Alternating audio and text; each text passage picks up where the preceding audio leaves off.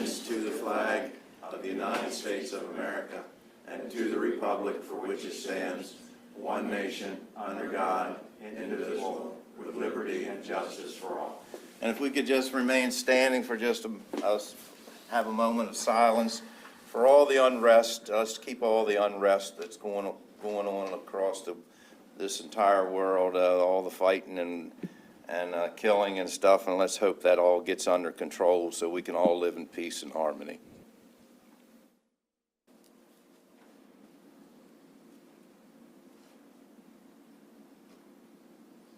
Thank you very much.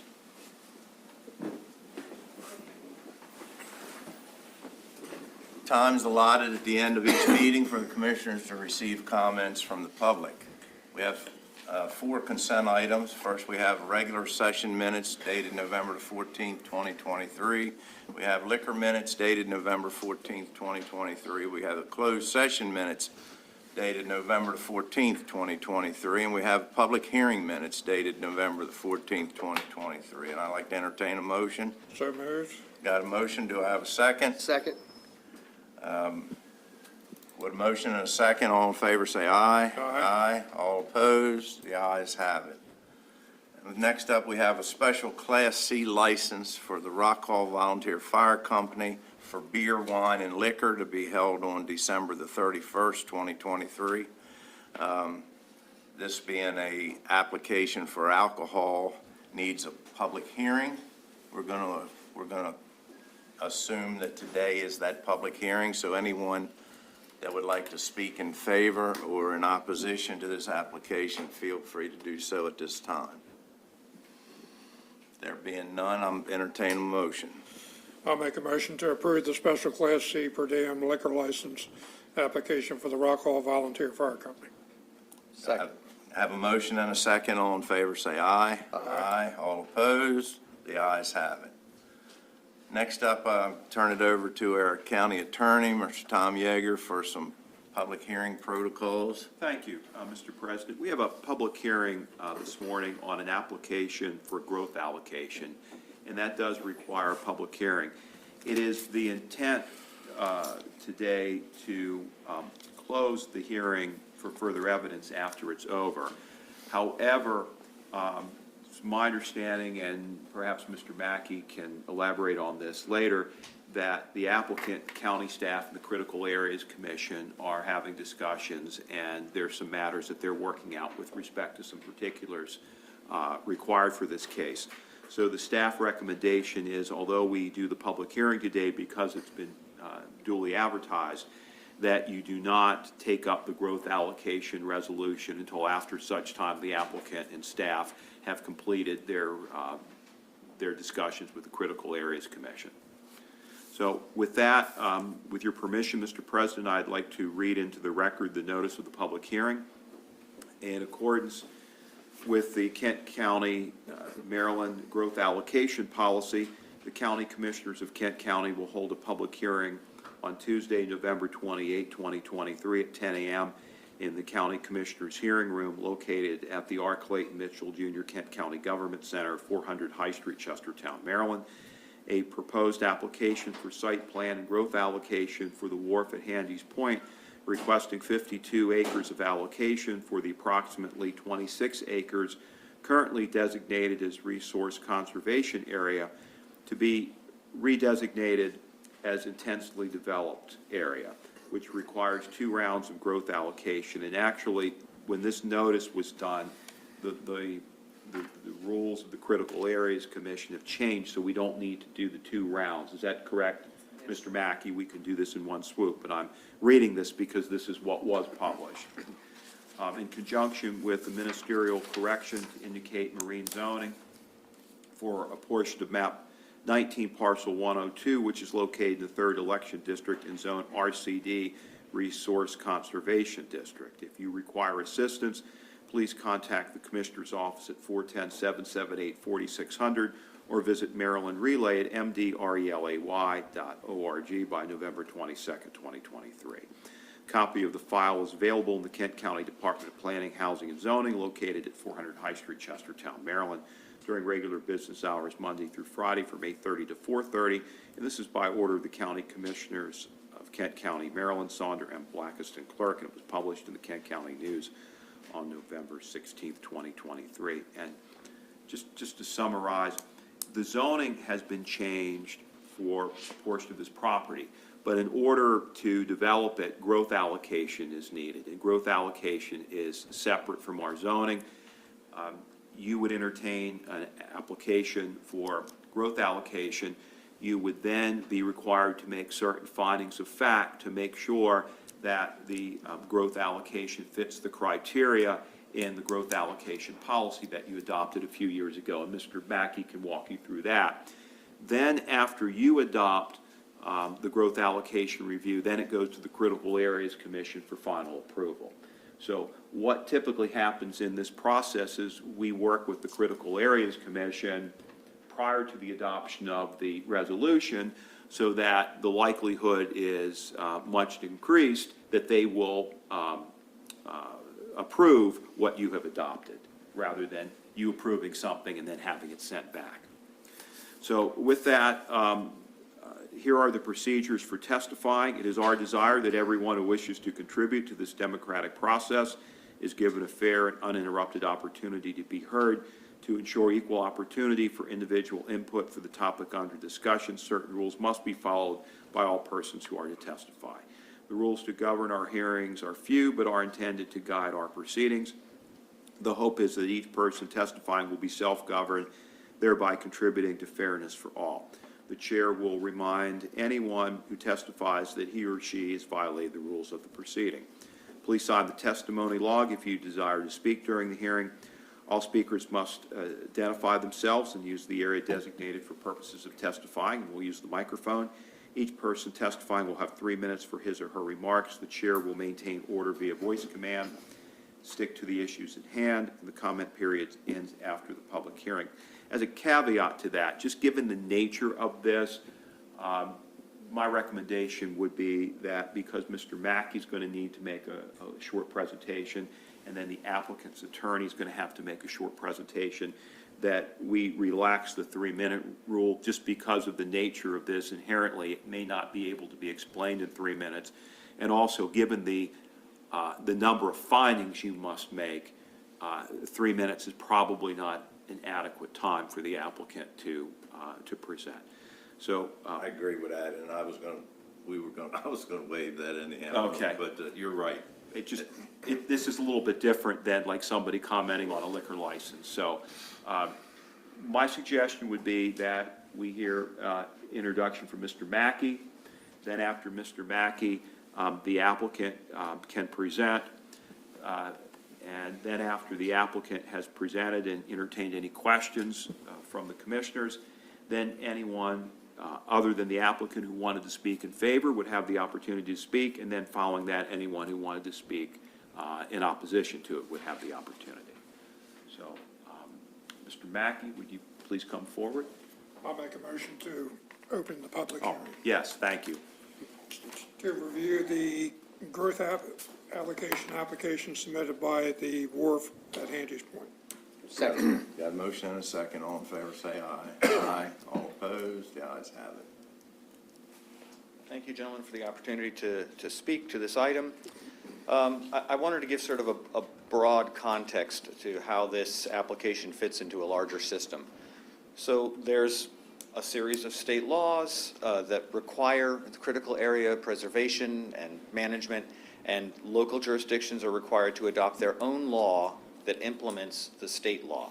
So in that framework, we have a policy that sets forth how we are allowed to allocate and grant growth allocations within critical areas in Kent County. That policy requires a public hearing, and that's why we're here today to review that as we move forward with a request to the state to add growth allocation to a particular property. To give some idea about how high the level of scrutiny is for this, I believe the last time we did this, there were 6 rounds of comments from the Critical Area Commission that required us to make changes to applications, including the policy. So this is a high level of scrutiny.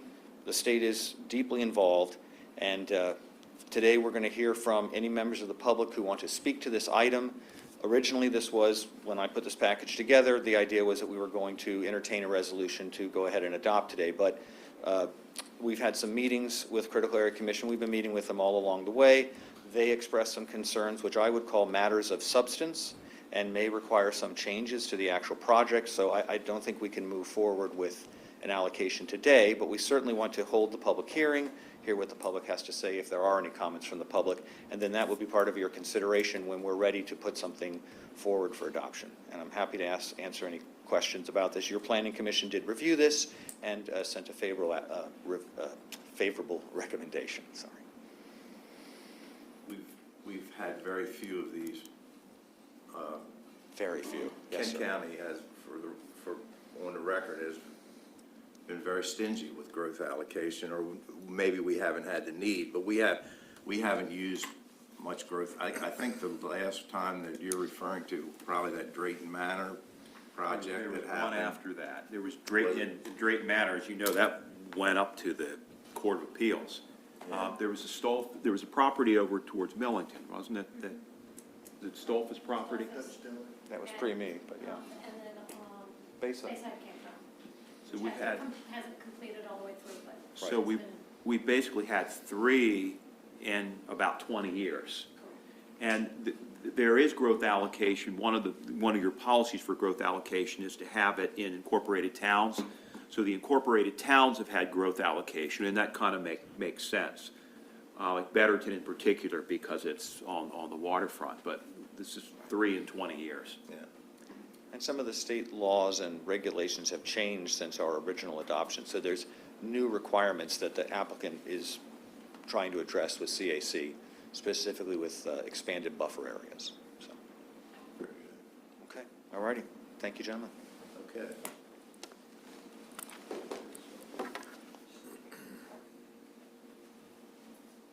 Lance, you want?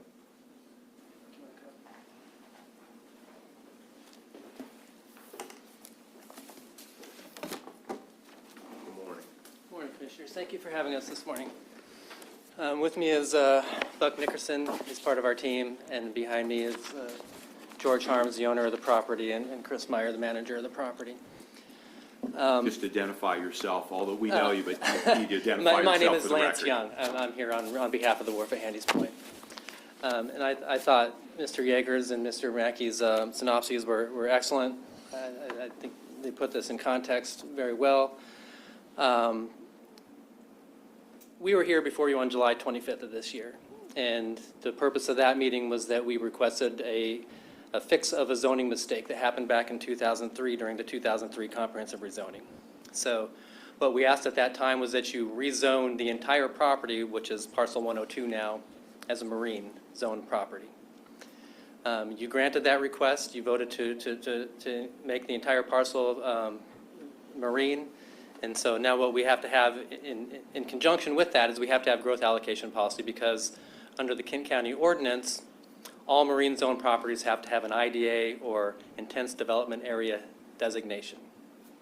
Part of the marina already has that designation. That was the part that's already been zoned marine since way before 2003.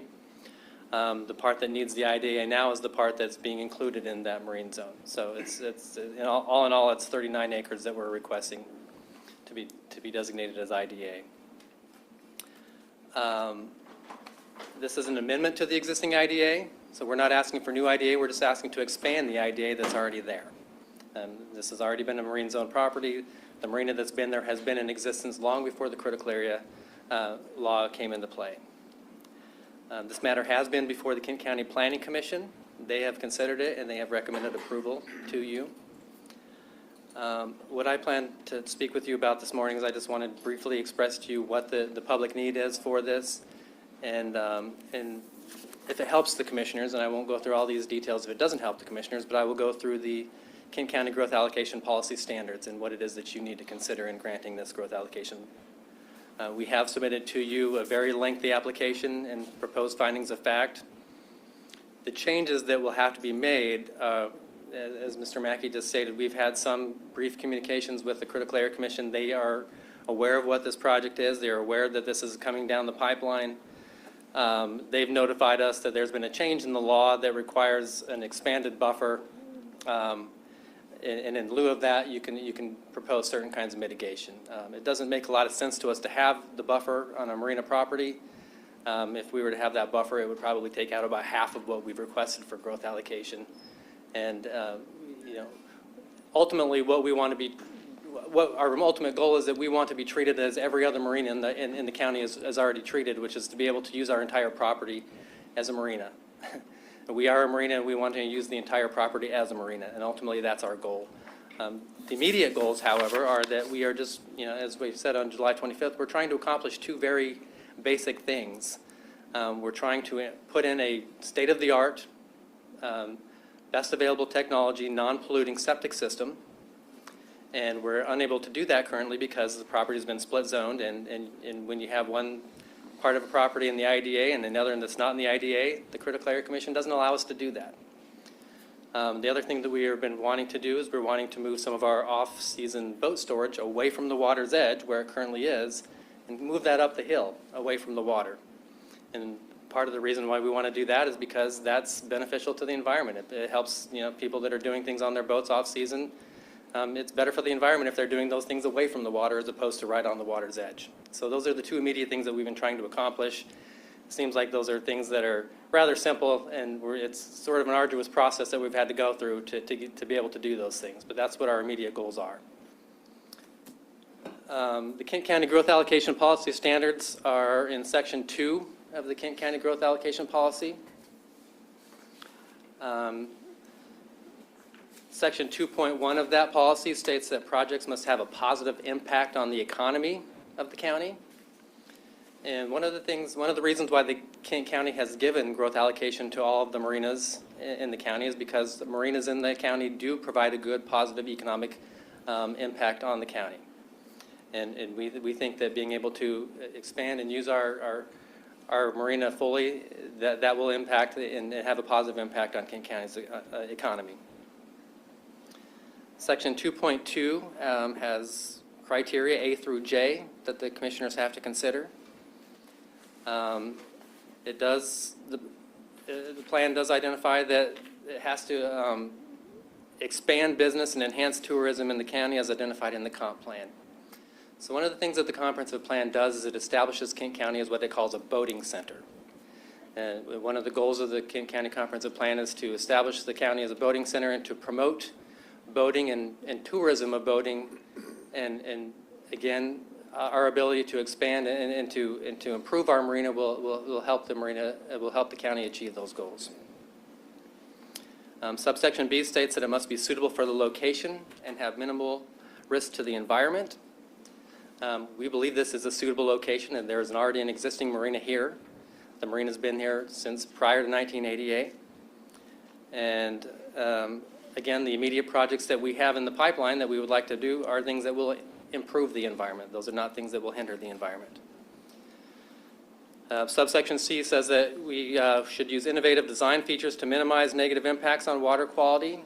Again, we believe that our immediate projects will do that. What we will be working with the Kent County planning staff and the Critical Area Commission is to come up with another solution that helps to additionally minimize those impacts.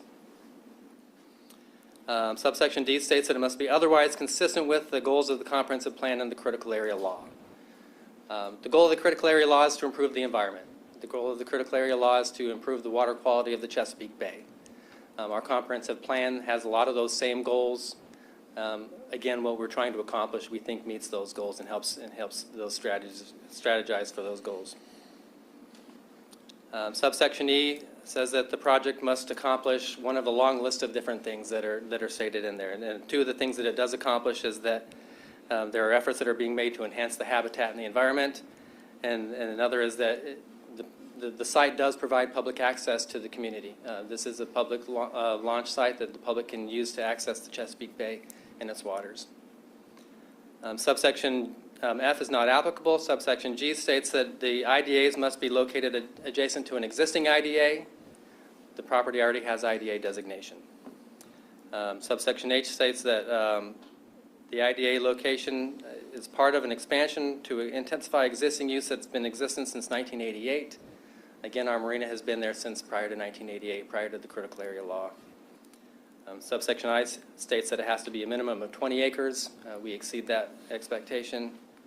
And then subsection J says that it meets the requirements of the critical area statute.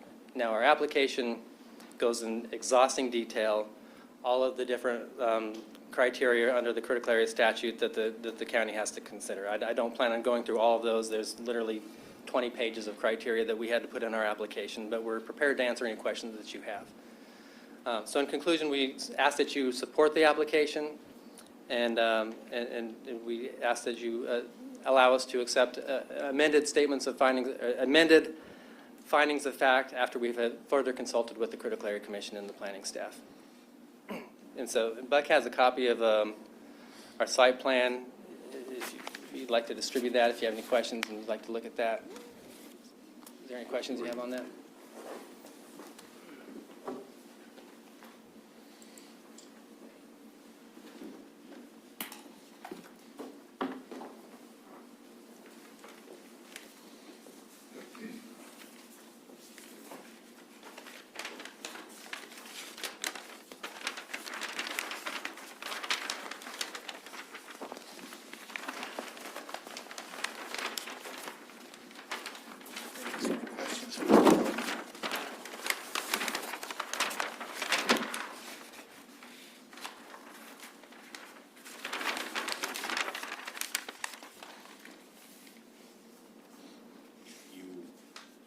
I've been there and I visited the site and looked at it.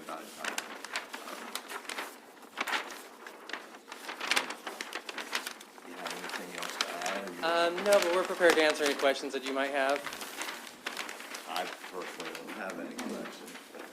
The proposed boat storage, is that under roof or not right now, or no That would plans? be open parking, just kind of like how Wharton Creek Marina has the parking lot up on top of the hill. I was asking because I might have a boat that I want Okay. under roof. Okay. Good. I don't think we have any questions. Okay. Great job outlining the reason and rationale behind it. I struggle sometimes with some of the hoops we have to jump through to make something better. But anyhow, at this time, I guess, should we go into? Is there anyone else that is here to speak in favor of the application? Is there anyone here to speak in opposition to the application? Is there anyone here that wishes to say anything about the application? So it looks like that everyone who has desired to speak has had their opportunity to speak. So you can entertain a motion to close the public hearing unless there's anybody that has anything here, which I don't think there is. Entertain a motion. I'll make a motion that we close the public hearing. I would just say this, that let's, for the record, let's say that the site plan and all the materials submitted are part of the record for this hearing. Now you can move to close. I'd like to make a motion that we close the public hearing until the Critical Area Commission converses back and forth, and then this. You're going to close the public hearing, and then you're going to defer voting on the resolution until such time you heard back from the Critical Areas Commission. I'll make a motion to close the public hearing. Yeah, there you go. Second. Got a motion and a second. All in favor, say aye. Aye. Aye. All opposed? The ayes have it. Just a question. Do you have to physically go before the Critical Area Commission to? Well, my understanding is that the commissioners are the ones that are submitting the application, and they go before it, but we hope to have the opportunity to be able to speak at that hearing and to represent the county's interest if possible. Well, I, for one, intend to go to that, and I would look forward to you speaking on their behalf. Okay. But I think that you laid it out perfectly. I think, look, anybody that wants to argue that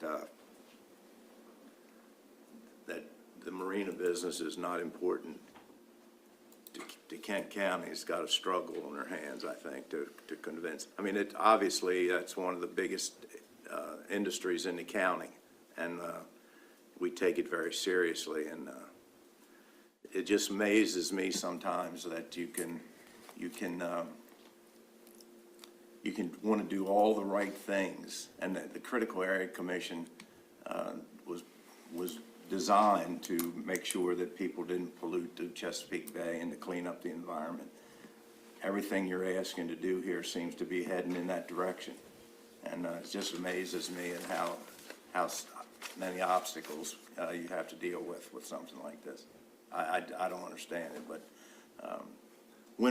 how will this, Bill, when will we know when the hearing, you're going to, I'm trying to understand it a little better for myself, but there's going to be some conversations, I assume, take place with the Critical Area Commission. Yeah, if I jump in, I think the plan here is they're going to have their hearing after we pass our resolution. Correct. We're shooting for the February meeting. Correct. So what our plan is to get input from them before we pass our resolution, so we can incorporate their input into our resolution, because our goal is to try to have this passed and have what you adopt passed by the Critical Areas Commission during the first round of things, rather than them doing a review after you pass it and then them kicking it back to you and saying you have to further amend your resolution.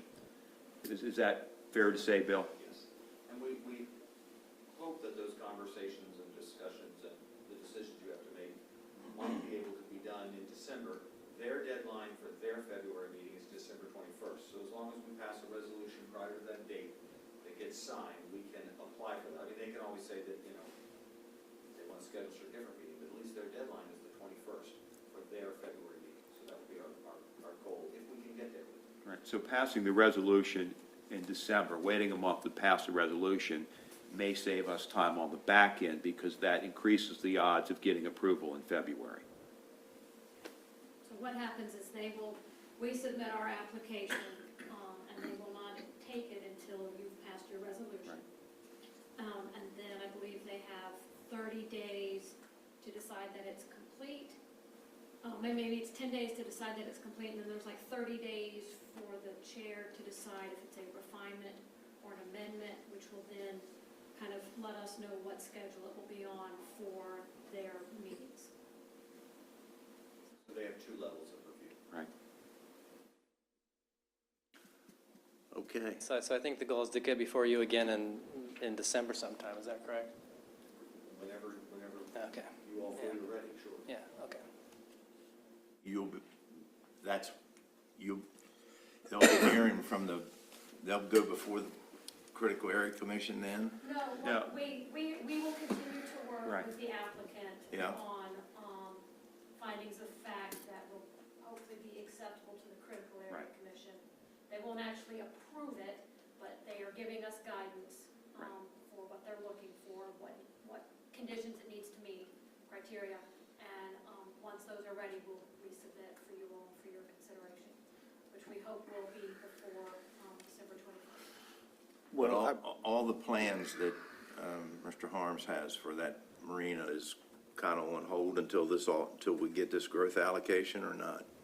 Yes. Yeah, you can't Can't do do the it. development that they want unless they get the IDA designation. So the idea is get the input from the Critical Areas Commission now, incorporate that into your findings of fact and resolution. So that way, when it goes to them, they've already seen it, and we have the things in there that they're looking for and that they want, and that increases our chance of getting approval from the Critical Areas Commission after you pass your resolution. There are projects that can move forward, the spoils project, the bulkhead project, those things we've already approved and are moving forward, I understand. We're close to getting those, a couple of projects for improvements that they want to make can move forward. But the septic, you need But the the growth septic- allocation. Can't, and relocating the boat storage yard cannot move forward yet. And the boat storage yard would have to come back for site plan review anyway, once the growth allocation is granted. So there are still some steps, but we're trying to make things as smoothly as we can. coming back in December is great, but we only have 2 meetings in December. So, I mean, As long as it's signed before the 21st. okay. Well, our last meeting is the 19th, so, I mean, I'm thinking about the business owners here. I mean, they want to, you know, if they, then because then we got to deal with a little bit of weather, and I'm sure that they're going to want to have this up and running, and I think, well, me as a citizen and a commissioner would like to have this up and running, right at the beginning of spring where, The situation you have is that if you pass something I that is understand. the I'm Critical just- Areas I Commission guess doesn't like, then it's I understand going to be exactly, dead on I arrival. understand exactly what you're saying. I guess what I'm Yeah. saying is that I think that, I'm hoping that that our planning office will get in the trenches here and try to, make sure that we have something that we can put forward, I guess is what I'm trying to say, so. Well, it just amazes me that here's a project that's doing nothing but trying to make improvements that the critical area stands for, and we got to jump through a bunch of hoops. When you ride around the Chesapeake Bay, it's easy to see that not everybody's treated the same, because this is kind of ridiculous in my opinion, but who am I? All right, thank you all very much. And we'll- Do you all think that you'll be able to get this before us by the 19th? It all depends on the feedback, the Critical Area Commission and the applicant's discussions. So what's the plan if we don't get it by the 19th? Then it'll fall to the next meeting, and it'll be considered in March by Critical Area Commission, which will be the January deadline. I mean, part of this is that the applicant will have to, it would appear, I don't know what the final outcome will be, but they may need to do additional work on the site, there may be changes to the project, they may need to add stormwater management. So those are pretty big decisions for you all that involve finance, so I think they're going to want to carefully consider what they need to do, and we're just sort of the, facilitator in that process.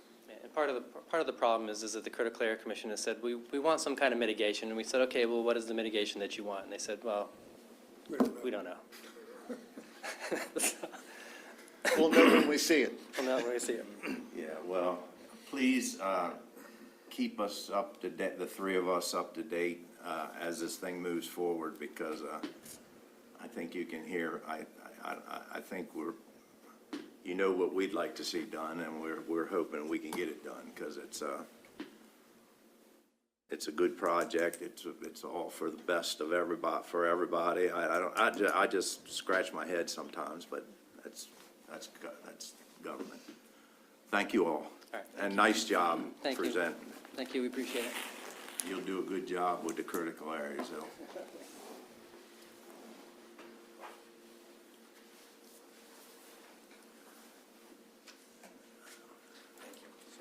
We have, first up, Mr. Brian DeGregory, our illustrious state's attorney's here. Huh? Careful. That's a first. I've never been addressed as illustrious. Yeah. No, I like I thought he the- said boisterous, I'm sorry. That's, I I have to say that, I have been, said I've been boisterous, especially within my family. On a serious note, welcome. Thank you, gentlemen. I hope you all had a wonderful holiday, Thanksgiving. Thank you. Yeah, thanks. This is exciting. I'm here to kind of, I guess, finalize the process by which we will receive the grant funds that we were awarded through the Burns Justice Assistance Grant, which is being provided to us through GOCAP here locally in Maryland. So what's needed to be done at this time is there's a notification of project commencement, which is on me to, as the project director, to sign and present. And then there are other forms, the grant award acceptance form, the most important, which is the authorizing official needs to sign. That would be you, Commissioner Fithian, and that needs to be uploaded. And then there's a organizational capacity questionnaire that has to be also filled out and submitted, and that's done by finance here in Kent County. That same process essentially that we went through for the recidivism reduction project grant that we received earlier. But it's exciting because we're finally ready to get started to get a software management system for the Office of the State's Attorney that will bring us into the future, or into the present, I should say. And it's going to really assist us across the board, from the attorneys to the administrative workers in our office. It's going to make life easier. It's going to make us more efficient. It's going to be I've said this before, but we're going to be able to track our cases better. We're going to be able to track numbers better. We're going to see where progress is being made, where we need to possibly work on some things. So it's all very important. And it kind of goes hand in hand with the first grant we received, because it'll allow us to crunch numbers in regards to how effective that project is being, the recidivism reduction project, along with our existing drug court program. So for so many reasons, and it's also data that we can share with local law enforcement that will assist them in kind of seeing how things are proceeding in Kent County when it comes to crime prevention, when it comes to community safety, when it comes to recidivism and reentry and everything. So it covers the gamut. So we're very excited, and the software we're looking at is one that's utilized by the majority of state's attorney's office here in Maryland. So we know it works, and we know how happy those offices are with this software program. So I think that's all I have for you guys. Thank you very much. I'm going to entertain a motion. I'd like to make a motion to approve and accept the grant number BJAG 2022-20 or 0024 in the amount of $57,500.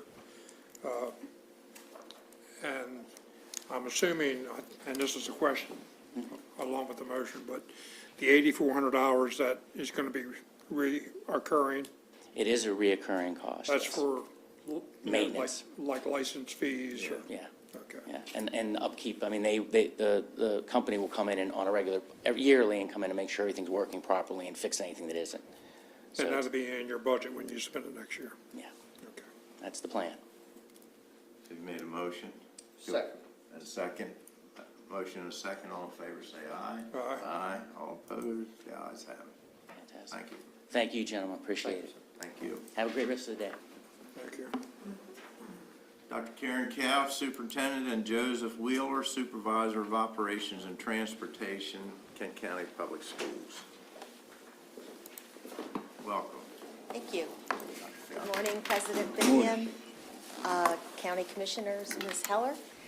We're here to present a request to piggyback off of the Fleet Leasing and Management Services contract. So I will turn it over to Mr. Wheeler. This is a contract that we've already piggybacked on, and we'll explain why. Okay, so currently we're in the process of securing 2 vans, maintenance vans for our maintenance workers. And at this point, we have board approval, and we need to piggyback off the county. We don't meet the requirements to have the enterprise lease on our own. So we have, for the last several years, we've piggybacked off of Kent County commissioners, and we just need you guys' approval to move forward with the your approval to move forward with the 2 vans. The billing and the registrations and everything is all under Kent County Public Schools. So we're responsible for the insurance and everything else. We just need your approval to piggyback off of your enterprise lease. Right. And this is not adding to, this is replacement of. So we have 2 older vans that are not on the enterprise lease. They're in pretty bad shape. They're Yes. very old, and so we're replacing them with new vans. And both of them are 2006s, and they both have over 150,000 miles on them, and require some additional work to keep them on the road. Yeah. So, I'll make a motion to approve the 2 enterprise fleet management open-end lease rates quotes as requested. Got a motion, do I have a second? Second. Motion and a second, all in favor, say aye. Aye. Aye, all opposed, the ayes have it. Thank you. thanks. Wayne D. Joseph, PhD, Extension Agent, University of Maryland Extension, Kent County, and Sam Covington, Kent and Cecil County Nutrient Management Advisor. Welcome here, it's good to see you. Good morning. Excuse my voice, I woke up, I think, baritone this morning, so I'll go record a song after I'm done. Yeah, I was going to say. So my name is Dwayne Joseph, the Extension Agent with the University of Maryland Agriculture and Food Systems, right here in Kent County. The purpose of my visit today is kind of to introduce myself. I was here last year, but we have two new commissioners, so I'm going to introduce myself. Also just give you guys a rundown of my role, what exactly I've done for the past year, and finally invite you. We're having an event next month, actually, so just to invite you gentlemen to our event. So before I came here, so I started here last July 2022. Before that, I was a postdoc down at main campus in College Park. A lot of my work I do, my degrees are based on integrated weed management in both row crops and vegetables. So that's what my background is. But when it comes to my role here in extension, there's three prongs to it. So there's research, that's the first. There's also teaching and extension. And finally, there's outreach and service. So I have to do all three of these things, especially right here in the county, for the university in the state and across the U.S. So a lot of this goes without saying. We know that 90% of land use in Kent County is in agriculture, right? Let me give you some statistics from the last agriculture survey that was done. So 346 farms right here in Kent County. And the land use in Kent County is roughly about 134,000 acres, and all of that is in farming. When you look at the average size of a farm, it's about 388 acres big, and that's the average size. And the total value of products sold during a year is about $111 million. So agriculture is big in Kent County. My role basically is to facilitate the transfer of knowledge from researchers at University of Maryland to the farming community here in the county. And I do that in a variety of ways. I have educational programs, workshops. I have technical assistance. A lot of my day-to-day is about solving problems. I get calls daily from farmers and just from residents on whatever issues they have that's ag-related. I answer those questions. I do a lot of research, data collection, community outreach, and continuing education and training, and that's a big part of what I do. A lot of farmers need to keep up with licenses, so I kind of provide them or facilitate the opportunity for them to continue their education and get those credits. And also when it comes to adaptation of new technology, I kind of help them with that also. When I started this position at my interview, a farmer asked me, why is this role still relevant, especially in 2022 at the time? Because of, you can go on the internet, you could get information right there. You don't need the ag educator to tell you stuff. You could find the information right there. But if we go back to our census, we had a needs assessment we did for the University of Maryland, we did for the whole Eastern Shore. And we asked farmers what was their main source of information when it related to farm management and operation. And what came first was the ag educator, and second was the nutrient management advisor. So basically, the job is still relevant today. Even with all the information that's around it, you still need somebody who's able to, summarize that information and make it palatable for whoever is trying to figure out what's going on. I was supposed to introduce Sam Covington. He's our new nutrient management advisor. He's for Cecil and Kent County. He was busy today. He had a meeting, so he was supposed to come, but he's a local guy. I believe he's from Sudlersville, so he's local. A lot of what he does and a lot of what I do also entails nutrient management.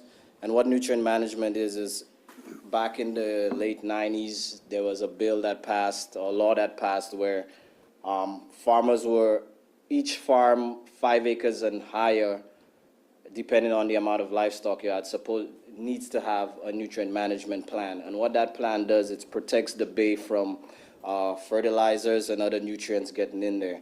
To date, in 2023, we have completed about 5,000 acres worth of plans in the county. And also, I didn't mention that we at University of Maryland Extension, we offer these plans free to whoever.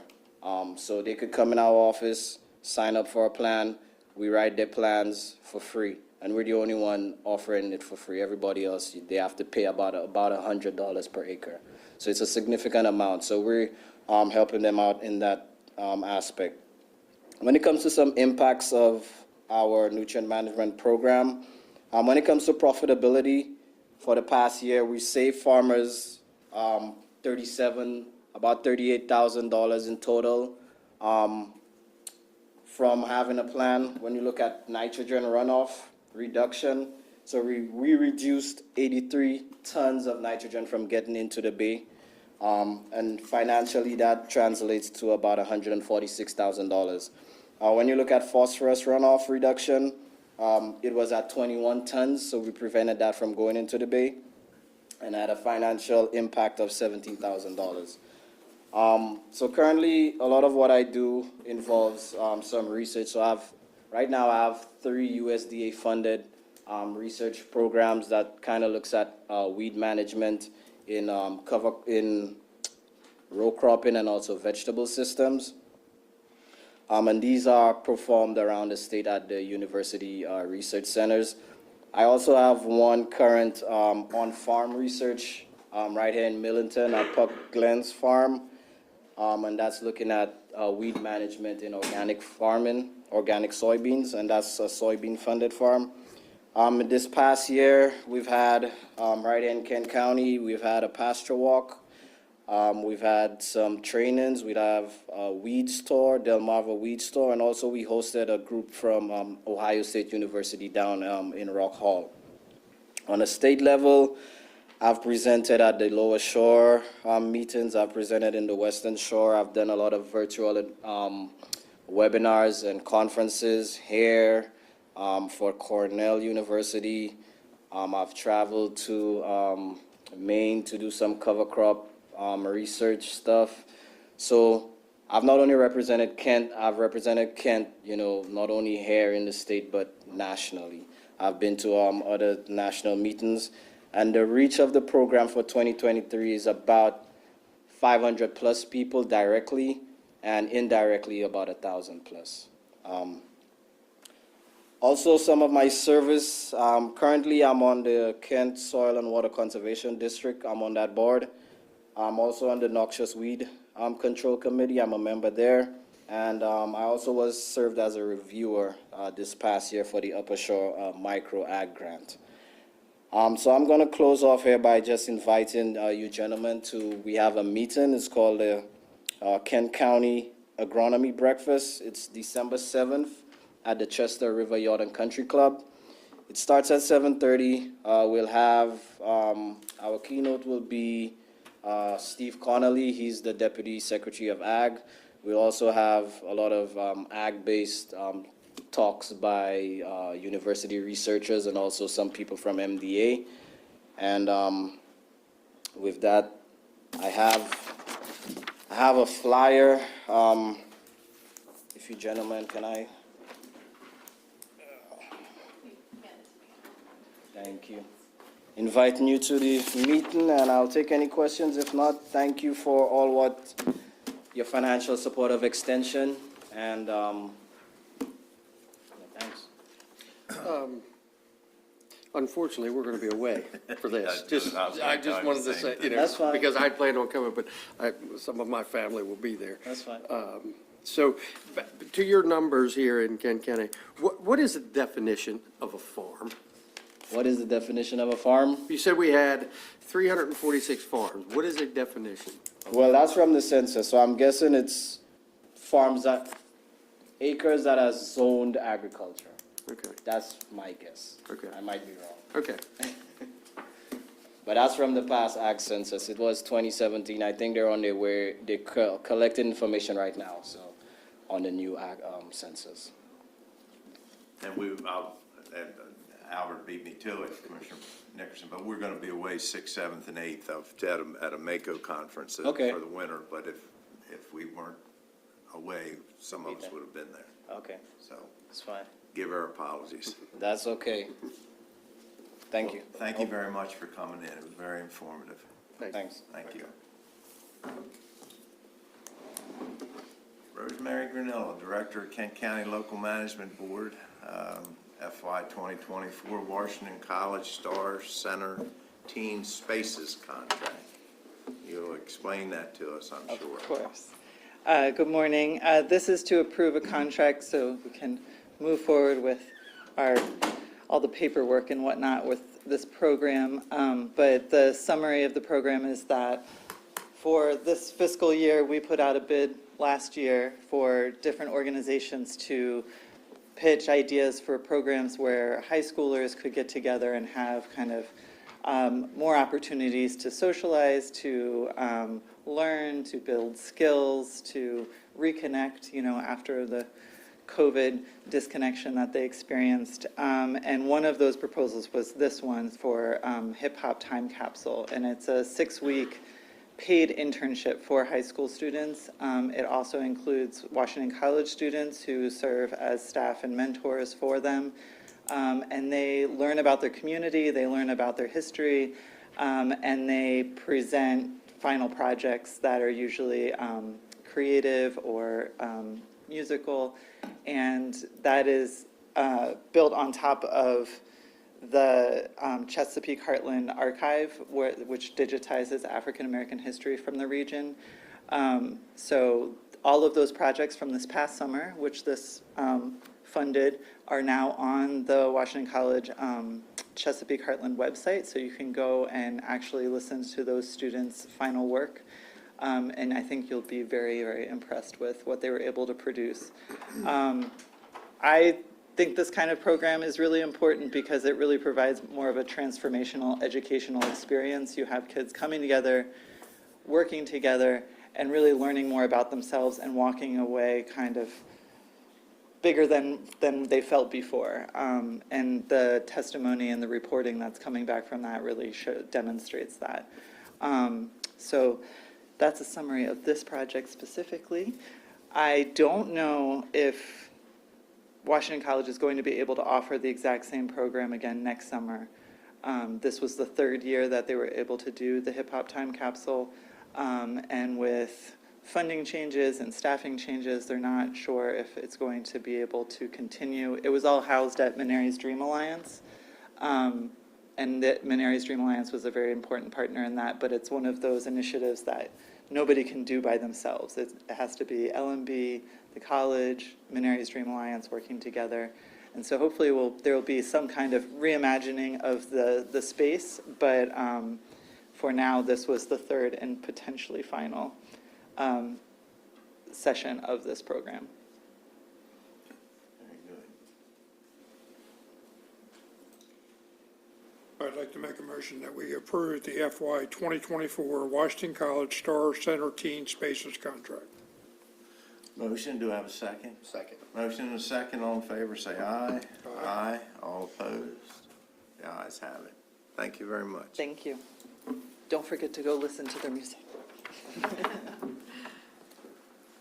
Jill Coleman, Director of Parks and Recreation, and Dan Matson, Deputy Director, Department of Public Works. Welcome to both of you. Hello. Good morning. All right. Dan and I are here this morning to present 2 projects that during the May PRAB, which is our Parks and Recreation Advisory Board, the majority of the members voted in favor of applying for these projects. Program open space grants provide financial and technical assistance to local subdivisions for planning and or development of recreational land or open space areas. The first that we would like to apply for is in the amount of $25,000, which is be used for professional assistance in planning and executing the development of the land preservation park and recreation plan, which is necessary for Kent County to ensure the plan meets the established Department of Natural Resources program. The good thing about this grant is it is 100% covered, so it is no cost to the county. Currently, the second one is in the amount of $275,000 to renovate our basketball courts at Wharton Park. Can you hit the next slide, please? These are pictures of the current condition of the basketball courts at Wharton Park. With this project, it would consist of resurfacing the basketball courts, installing new posts, nets, and backboards, installing fencing with lights, and relining the basketball court. This will be the first lighted basketball court in a county-owned park. These improvements will be welcome changes by park and facility users that aid in keeping the patrons safe when they're out there playing basketball. This project does require a 10% match, which will be $27,500. And then this is just an example. Dan can speak more on what it will actually look like, but this is kind of an example of what the basketball court will kind of look like. Maybe a few different variations to it, but kind of giving you guys a little view of what it will look like. So Dan and I are here to request this morning for your consideration and approval to submit for the grant application to the Maryland Department of Natural Resources for the renovation of the basketball court at Wharton Park and planning assistance grant and a 10% match for the basketball court to be put in the Department of Public Works FY25 capital budget. And I can add, the existing basketball courts at Wharton were constructed as a parking lot. And this is at the far end of the loop in Wharton Park. Some of the grading, the slopes of the court isn't perfect or very conducive to basketball. It certainly, was a worthwhile change when it was made to convert that into basketball. But over the years, the condition of the pavement itself has deteriorated to the point where no one wants to play there. There's no good outdoor basketball court at the park. And as you can see from the photos, the hoops themselves are in very bad shape, missing rims in some cases. The intent would be to, through a similar process as we did at Millington, do a pavement reclamation as opposed to a full reconstruction of the materials. We would reuse the material that's there as a base course with new finished paving over top of it. As Jill mentioned, we intend to do fencing around the outside to kind of keep the area a little contained and prevent balls flying all over the park. There will be likely one light at each of the two courts. So, and as I mentioned, correcting some of the slopes and grading and configuration that's currently out there. So there's two existing or former courts out there now. We'd be putting back two new asphalt courts painted to the appropriate regulations in terms of those sizing and lines and everything, with new backboards, lights, fences, and that about sums up the intent of the project. Any questions? A lot of the parks are closed from dusk till dawn, correct? Mm-hmm. Is Wharton Park closed from dusk till dawn? Currently, yes. Okay. Do we need lights if we're closed from dusk till dawn? We were also thinking about doing, like, in the summer, use some youth basketball leagues out there, some adult basketball leagues, so Perfect. then we would need those lights for those types of activities. And it also, we have a couple lit fields at the park now that do see some nighttime. And Right. if there's additional family and stuff, it would just give another useful area Yep. while those events are occurring. Sure, any questions? I'll entertain a motion. I'll make a motion to approve the submission of an application to the Maryland Department of Natural Resources for the renovation of the basketball courts at Wharton Park and planning assistance grant. Got a motion, do I have a second? Second. Motion and a second, all in favor say aye. Aye. All opposed, the ayes have it. Thank you very much. Thank you. Thank you. Thank you. Thank you, Dave. Thank you. Now you're gonna try to pay for this. Now I'm trying to pay for it, exactly. All right, so I'm also here before you this morning to talk about possible fee schedule changes for Parks and Recreation. So the last increase with Parks and Recreation was approved by the County Commissioners in March of 2020. The increase of fees that I'm presenting before you today will not start until January 1, 2024. Also feel if registration has already opened for that program and it runs into the new year, they will still pay the old price as when we open registration. A good example is like basketball and softball registration is actually open now. They'll continue even through January. We'll take registrations for softball, and they'll continue to pay the old fee. We will not up the fee in January 1st. Due to the number of fees and the level of input required for changes into our ActiveNet and our website, our printing publications, that's another reason why we want to wait till January 1st to make the changes, because it will require a lot of time from staff to be able to complete all of those. As you can see in the fee structure, not everything was increased, and that reason why is we did a comparison with our neighboring counties that offer similar programs as we do. And we found that most of our programs were already currently in the range of those. The ones that we did increase is because they were slightly lower than what the range was for the other counties. We do continue to offer youth scholarships, which is based on the USDA scale.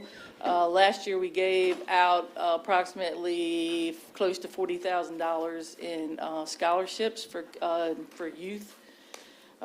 We also, Kent County Public Schools continue to use the community center, our athletic fields, and our pavilions at no charge.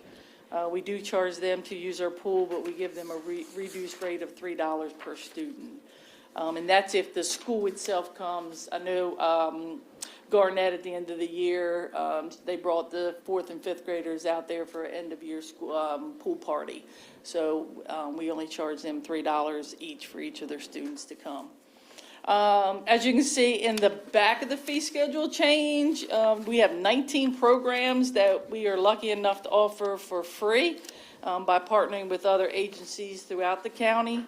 And all of our Kent County residents are required to provide proof of residency in order to get the county rate. So currently we have, if you see a slash, the slash is, the first is the Kent County rate, and then the second is non-Kent County rate.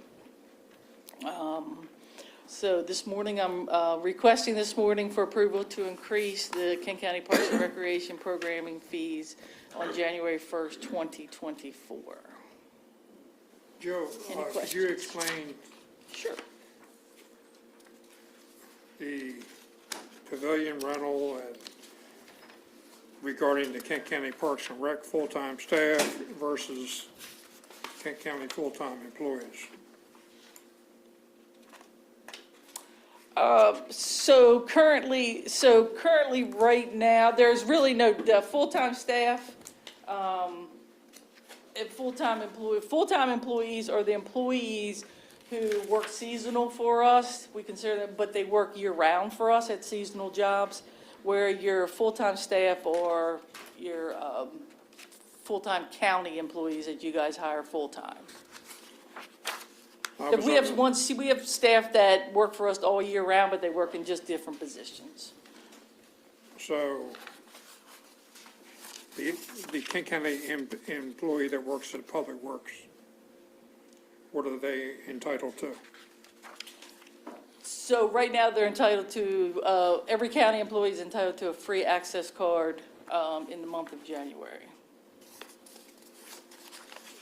But we don't offer anything for the pavilion one-time rental? Correct, Per not year? currently, no.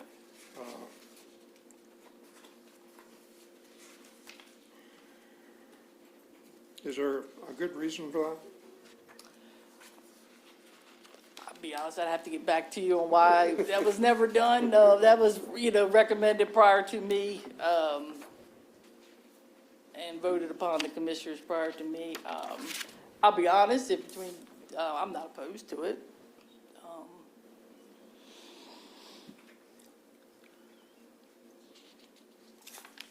I would think any time that we could give a little perk to a family that wants a county employee, full-time county employee, regardless of where they work. Mm-hmm.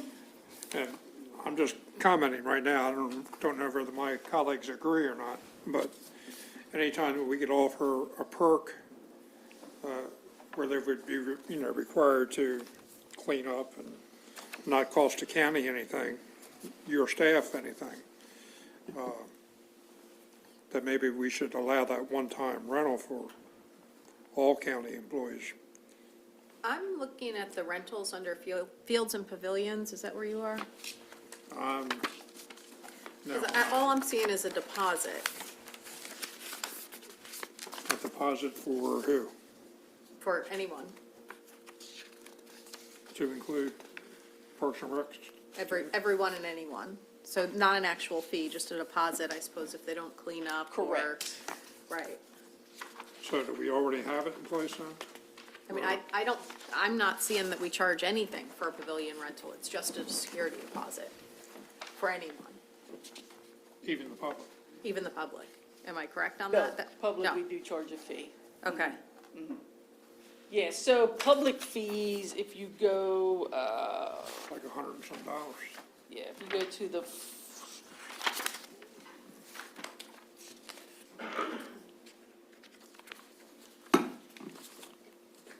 it is actually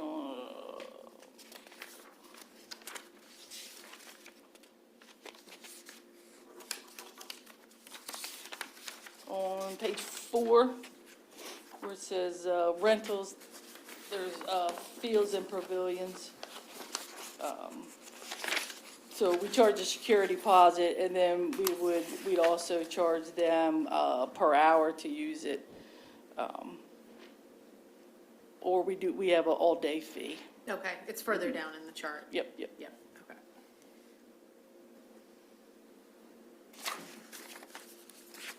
I would like to see us consider allowing all county employees a one-time free rental with a deposit put down, which would be returnable if they clean up. If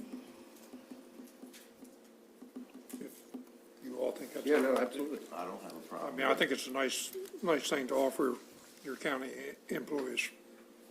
All right, Now, so that's not going to burden your staff, you don't think?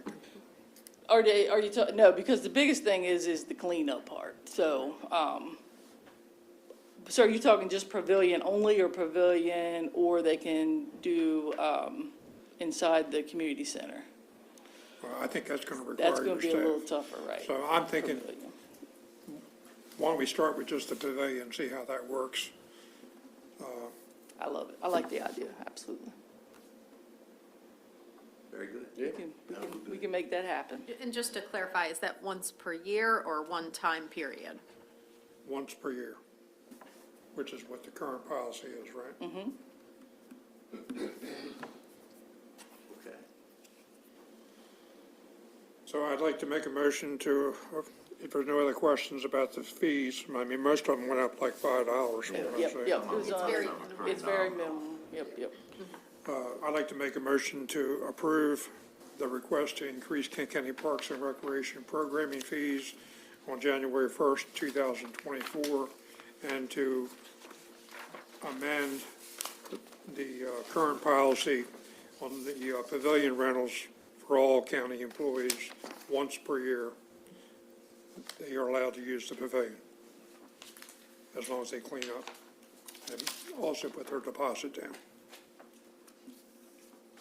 I have a motion, I've got a second, motion and second, all in favor say aye. Aye. Aye.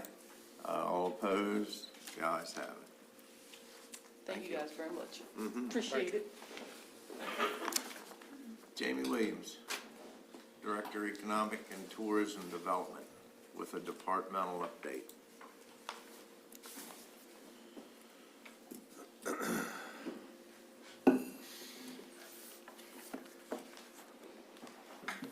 Good morning to you. Good morning. Good morning. So I've been on a vacation for a week, so I'm going to do my best here. So departmental update, I do have a couple of things I just want to say. First of all, I want to thank the Kent County Commissioners and the Office of Planning and Zoning for hosting the Next Generation Scholars this morning. I think it gave them a great overview, and we also gave them a tour of the entire building and the different jobs and career opportunities that might be found in local government. So thank you for that. There were about 30 students, 10th graders from Kent County High School, and 3 chaperones. So again, thank you to everyone. Thank you for bringing them. Yeah, it was great. It's great to see the questions that they ask, so. They did great. Always interesting. Sounds like to me you're going to have a request for some grants for a new restaurant. I hope so. Hopefully funding and not grants. Well, funny. The other thing I wanted to mention is tomorrow, November 29th, at Cecil Community College in Northeast, is MEDA's Rural Economic Development Session, and it really focuses on funding for entrepreneurs, startups, business expansion, and that is free to all elected and appointed officials. Hopefully, everyone has seen that. And if there is anyone else that is interested in going, they can certainly contact me, and I can see if I can get them in as well. So I did want to mention that. And then there were 3 things that I got an email about the commissioners wanted updates on, so I'll take either one in order. I don't know where we want to start. My choice. Okay. Let's see what's on top. Okay. On top is the Open Energy Program. And I received this information like on Friday, I believe. Yes. If I could maybe interject, that was the opportunity for a grant that was sent, emailed, I assume, I don't know who else got it, but I got it from our lobbying firm in Annapolis. And they were just making us aware. And when I saw that, one of the things that's been talked about by me for years, and I know John and Albert's heard the conversation when we were dealing with Upper Shore Aging and them places, was the fact that they were always looking at possibly, but along with these DCT busing. When seniors get ready to go, our senior citizens get ready to go to a doctor's office or somewhere like that, especially if they have to go to Easton, I guess there's a layover. When I think I'm heading in that direction, but when you get older, you start worrying about things a lot. Am I at the right spot? If the bus is 10 minutes late and I have to wait a half, we always thought, and we've talked about having on-demand service here in the county, which could be made up of possibly, I don't know, 2 or 3 small vehicles that can carry a wheelchair if needed, or just regular passengers, that we could implement that type of service here in the county to supplement this bus service that is taking place. We've talked about that and talked about it. When I got that email about the possibility of that grant, and it was about transportation and some transportation grants, I emailed it, I think, to Shelley or you or somebody. I think you've all got a copy of it, probably. Have you seen it? Yes. You've seen it. And I just to explore it, to see if that's something that we might be able to apply for, that would help us put that little project together. I know United Way has been in here talking about, they think would be a great idea. They brought it up to us. Upper Shore Aging has commented that they're excited about exploring something along those lines.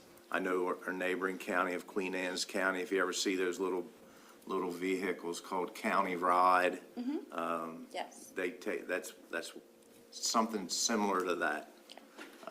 But I thought maybe we would explore that, and I don't know I know it's about transportation issues, I just thought it might be worth looking into.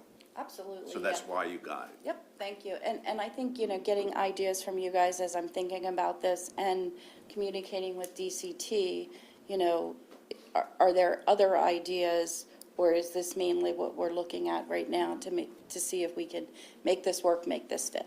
Yeah, so if we could get the grant to help purchase the vehicles, Right. or whatever. I don't know what it does or what it doesn't do, but I thought we don't want to waste, we want to take a look at it. Sure. And if you come back with the information, I haven't mentioned this. My colleagues have heard us talk about it at Upper Shore Aging some places. Sure. But if you could learn more about it, and then we'll Okay. take it to the next step and talk about it. Sounds great. Okay, yep, because there's a lot of information here. I've read through it quickly, but I do need to read it and digest it again. But I just wanted to know, exactly what direction we were thinking, so that's very helpful. An Thank you. email that I got, was, like I said, it was from the lobbying firm, and they specifically said, feel free to call them if So you have any Leslie questions. is our lobbyist. You can get the information from the office. Okay. They have all the contacts and stuff. Okay. All right, I'll begin working on that. Let's see, next is, okay, so the next thing is the Rural Maryland Economic Development Fund. And we've had the request to see if we can reallocate money from the Wharton Water and Sewer Extension to the Millington project. There's been lots of emails back and forth between Frank, Susan, myself, Nancy. We still don't have a great answer. Is there a possibility? The answer is yes. We don't know what possibility it is.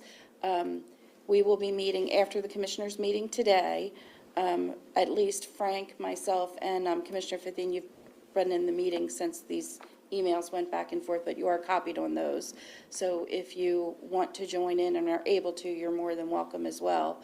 But we are going to virtually meet after today's meeting to try to put a game plan together as to what we submit to the state so they can give us a final head nod or, yes, it's possible, or no, it's not possible. So we're going to work on that today.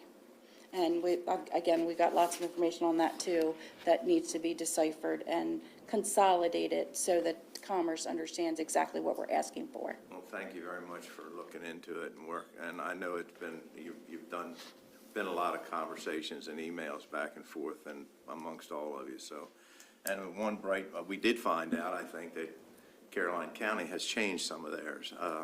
I think our issue is that we have to make something out of this more than housing, because I think that was one of the things, like housing developments, they didn't actually, it didn't actually qualify, but Right. if we can make it part of a bigger project, then there's a possibility. And being an eternal optimist, and I could be totally wrong, but I think the way that looking at the project overview, Millington Senior Village, and it does talk about the other services that will be available for the community within that area, but then it also talks about how the other projects in Millington or on the 301 corridor could tie into that. So I definitely see a connection. We just don't know if that'll fly with Commerce. So. Okay. But we'll Thank continue to work on it, and like I said, we'll be meeting today. Either way, we'll have some information this afternoon, and hopefully it's that we have submitted something to Commerce and are waiting for their reply. Very good. And the last thing that was on the list was short-term rentals. And I don't know where to begin with that one, because I don't know what the question is at this point. Well, it's certainly, I guess my reason for putting it on the agenda or asking you just to keep us up to date of what's going on, where we are in the process. I do know that it's been of concern, is something we've been striving to do, and I guess if there an estimated date that we could, how close are we, or where are we at with the process? There are lots of questions, and there's opinions on both sides about how we should go. When we talked about this in the very beginning, I feel like I was very clear. There's lots of tentacles to this, and there's so many different things. There's compliance, there's tax collection, there's identification, there's legislation, there's MOUs, there's a lot. And in my honest opinion, I just feel like we have to start somewhere. Currently, we have found out that we're, and this has been talked about prior, but we found out that we're not in compliance with the Maryland Annotated Code. In my mind, I wouldn't think we want to wait until the land use ordinance is completed, because that's not for another at least 6 months to get at least our local legislation or start working on our MOUs with the towns so that we get all the towns on the same page. But then there's questions about procurement, and Well, what are That's the where we stand. outstanding questions we have? I mean, what, do we have, did I understand that we have to we have to pass some additional legislation to make this Correct. Yeah, legal? our Now, is ordinance that needs us, to be or is that, revised. we have to go to the state That's for us. that? That's us. That's us. That's us. And I think part of the thing is when the hotel or short-term lodging tax was passed, we didn't have the Airbnbs and the Vurbos and all these things. Basically, you had traditional bed and breakfast and you had hotels.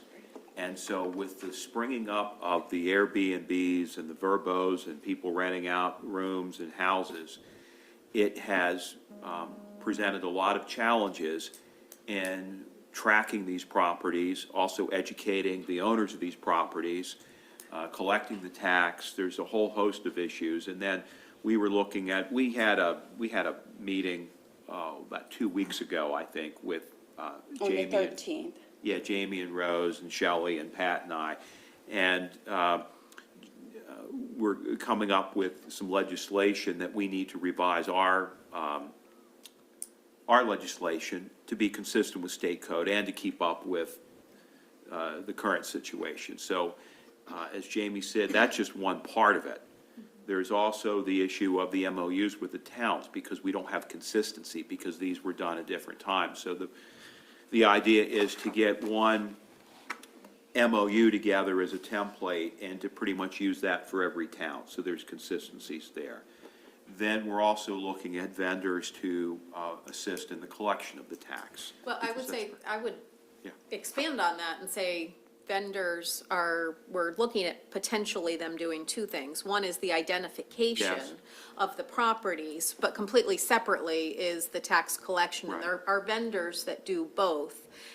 But it complicates matters to have somebody do two Because there's, pieces. yeah. And You have there's to a- make sure they're in compliance. on Yeah, both. and there's, the Maryland Annotated Code has certain requirements, and so if you have a vendor that does this in another state, and they're of the mindset, this is how we do it, well, that may not be in compliance with the Maryland Code, and so we're working through those issues. So as Jamie said, there's a lot of moving parts, or a lot of tentacles to this, and I think what we're doing is very, very thoughtful here to try to get it right and to have a coordinated effort with everything, because if you fix one part of it and you don't address other parts of it, you still haven't solved it. I just don't think we can continue, I could be wrong, that we can continue to operate outside of the Maryland Annotated Right. Code. You're right, I think that's You're- one of the you're- first as- pieces. As your legal advisor, you're 100% right on that. You have to follow the code. Which means what? I would also- Explain this to me. We need to update our code so it mirrors annotated code. But how are we out of? And how long have we known that we need to do this? We just found out. And it's actually. Yesterday? No, probably, I don't know, 2 or 3 weeks. I mean, and this is And it hasn't been done yet? no, because there are a lot of different piece levels to There's always a this lot of code. different pieces and levels, and this is what's so frustrating. You So- know, Annotated code says I we need to realize that we collect. have to follow a certain procedure, and we have to do it on legislative day and all that stuff, for what you're talking about, correct? Correct. But it's time that we move forward. Kent County is actually losing a lot of money, and so are the towns. And this has been a gripe of the towns for years, that they don't feel like they're, actually getting what they should be getting. I'm somewhat familiar with this because I sit on your board. We have been researching this. It's been bidded out. I think you had 3 bids from 3 different vendors, if I remember correctly. They did demos for us. I almost agree with what Jamie's suggesting. At some point, yes, we have to follow the law, but at some point, we need to just implement. But the vendor, one of the vendors, and Pat and I had a discussion about this just yesterday, that one of the vendors essentially insisted that they want to do it a different way that doesn't follow the code. Annotated. And so I can't recommend to you that we hire a vendor that basically says, I'm going to do it this way, and we have an opinion of the county attorney and the finance director that that way doesn't comply with the code. So there are challenges, and we hear it because I tell you, she's on it. I mean, Pat's on it. Your team here is on this, but we want to make sure we get it right, so we do it, and we're all set, and everything's going to run smoothly. And one of the other things we're sensing is we're not alone in this. So it's not like there's a model we can look at another jurisdiction where all the bugs have been ironed out and everything is good and we can learn off their mistakes. We're kind of at the forefront of this, and so, you know, we're going to be doing this, and there's a good chance there could be some bugs in it once we get it up and running. But we want to make sure we get it as good as we can when we have this thing rolling. So when we say we're out of compliance with annotated code, what we're talking about is not even it's definitely important, but it's not as though we're doing something absolutely wrong. We're collecting quarterly, which is our code. Annotated code is monthly. Okay, well, that's an easy fix. But that's not the only fix with that legislation. So when that legislation comes forward for you to consider, we want to make sure that the software vendors can actually do what it is that we're saying. And it may be, I mean, there are some counties that have implemented this that are just looking at the identification, the compliance component. When you layer that tax collection component on, this is where it gets really complicated. And this is where we're working through to make sure our code follows annotated code and is actually doing what a vendor can actually do for us. So, when we met on the 13th, and we talked about, you know, drafting the local legislation, MOUs, and procedures, and we did send them out as draft documents for comment. So, you know, we feel like we kind of started there. It was a conversation amongst 5 people, so we wanted to get it done while it was fresh in our head. So we've got some drafts to work through. There's going to be changes. I'm not sure what the issue is with the vendor or who the vendor is. Would love to know, because I haven't heard that, and I've been working on this I for think this is something that 6 just. to 8 months. This and is something it's that okay. just It's okay. came up, yeah. I would love to know, because I Yeah. want it to work for There's everyone. more than one vendor, right? I want it to work And I mean, seamlessly for everyone involved.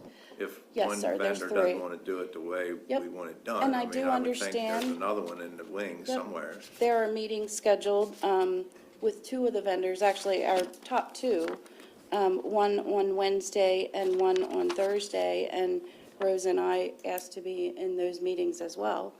And we have received invitations to those, so we'll find out more then. This is You had actually identified a vendor early on.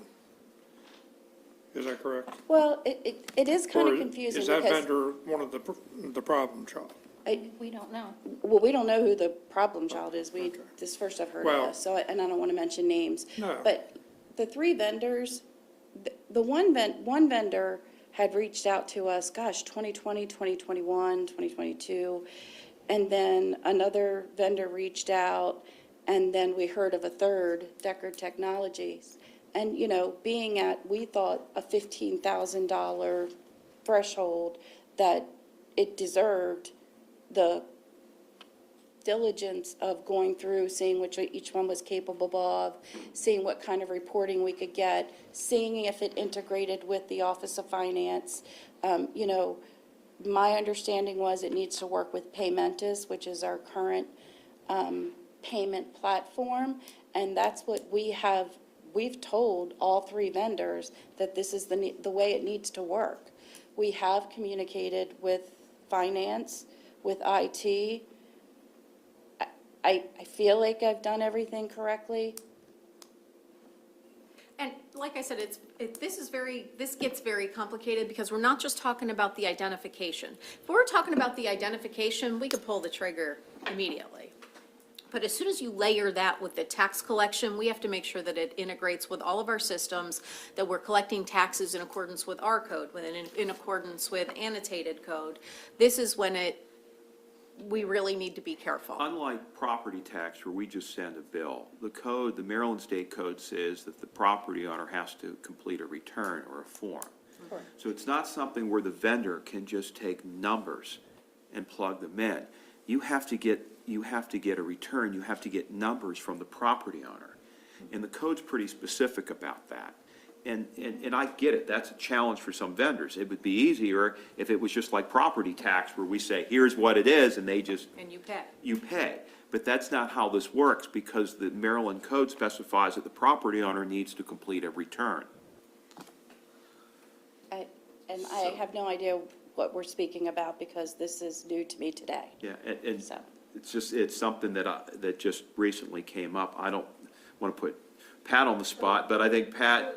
Maybe I should weigh in. Yeah, Pat should weigh in.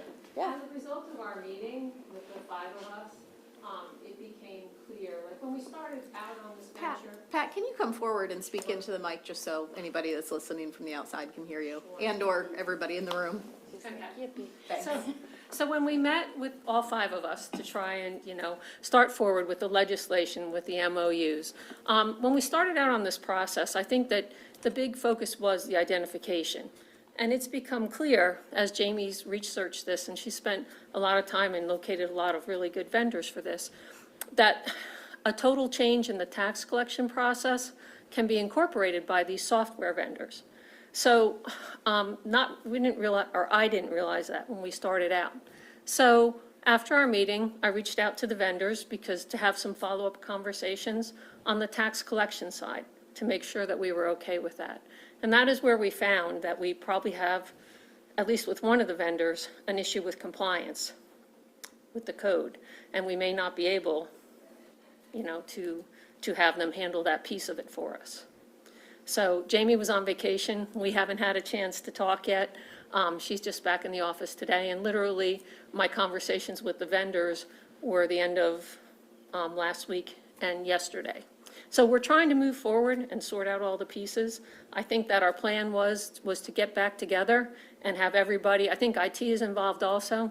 So I was looking at the tax collection piece. IT is looking at the IT piece. I think Jamie has already done a lot of work on the identification piece. So I think the plan. And Bill has to be, And to Bill, make sure. yes. And that's a further complication because right now our code, our land use ordinance does not talk about short-term rentals at all, but the new land use ordinance, the hopefully soon-to-be proposed land use ordinance does. So we need to make sure that we're doing everything in compliance with both versions. So I think that when. And when you talk about the land use ordinance, is there any zoning district that doesn't allow for rentals like this?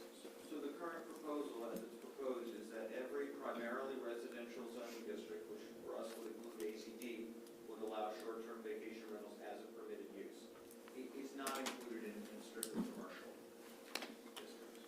But I mean, I don't know that, well, in my time here, I've never had anybody come in and complain because there's somebody has a short-term rental located. Now, maybe you have. We get them in the towns. You do get them in, you do get complaints about them in incorporated towns. So I guess, are they gonna, I mean, because I would imagine there's short-term rentals everywhere. Probably. So are we actually gonna tell some of them that you're not gonna be able to do this no more?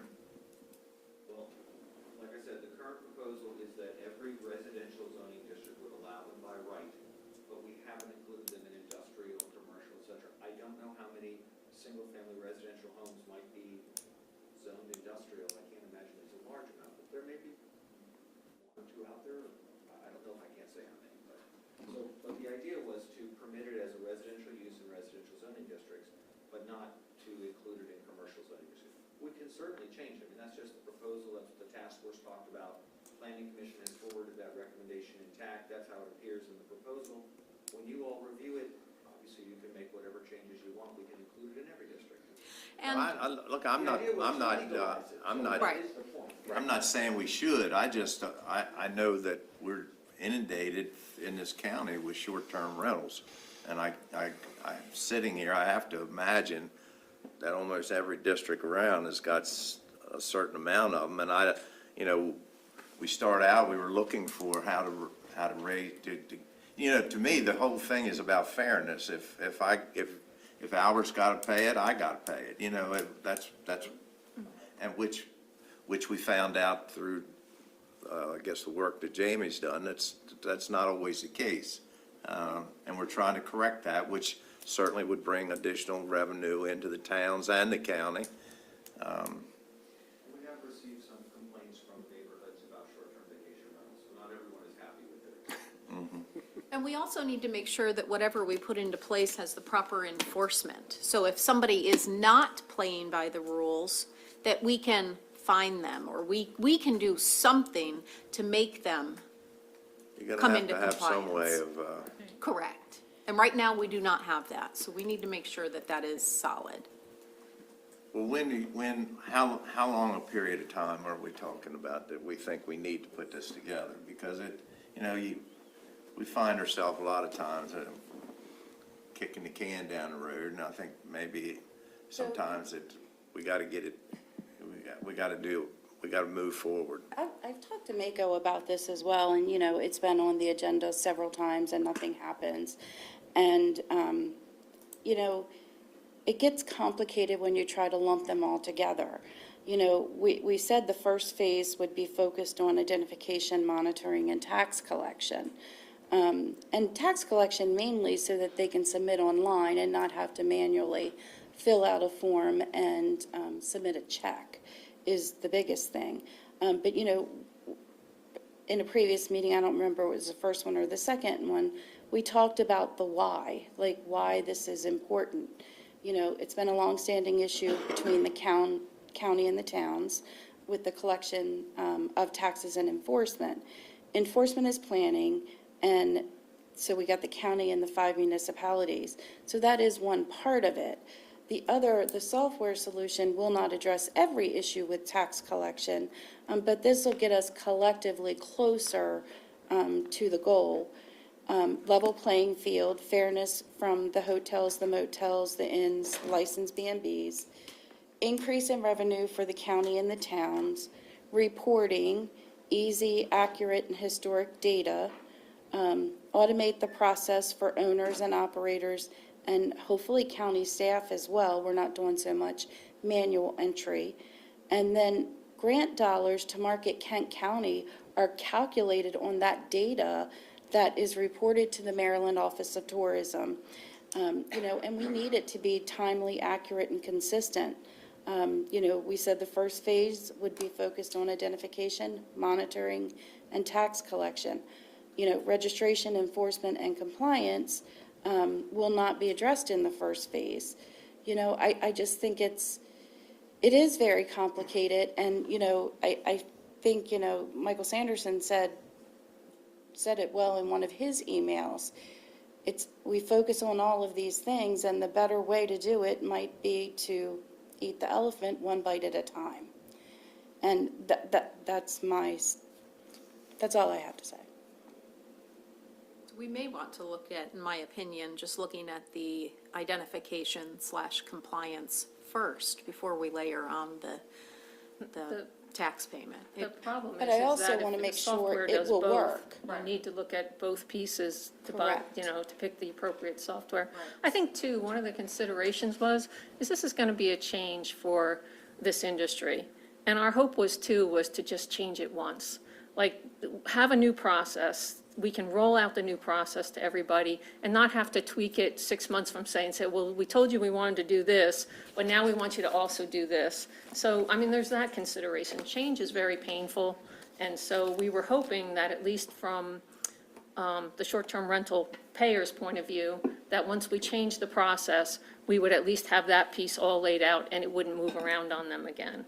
So there are, I would say, that hopefully once we were able to meet again, that we could iron out the big obstacles and figure out a plan forward. And because I wouldn't be afraid to take this thing step at a time. Look, I bet you if we wait a year Oh, I and don't, everybody says it's perfect, I'll bet you when we implement it, we're gonna make a change.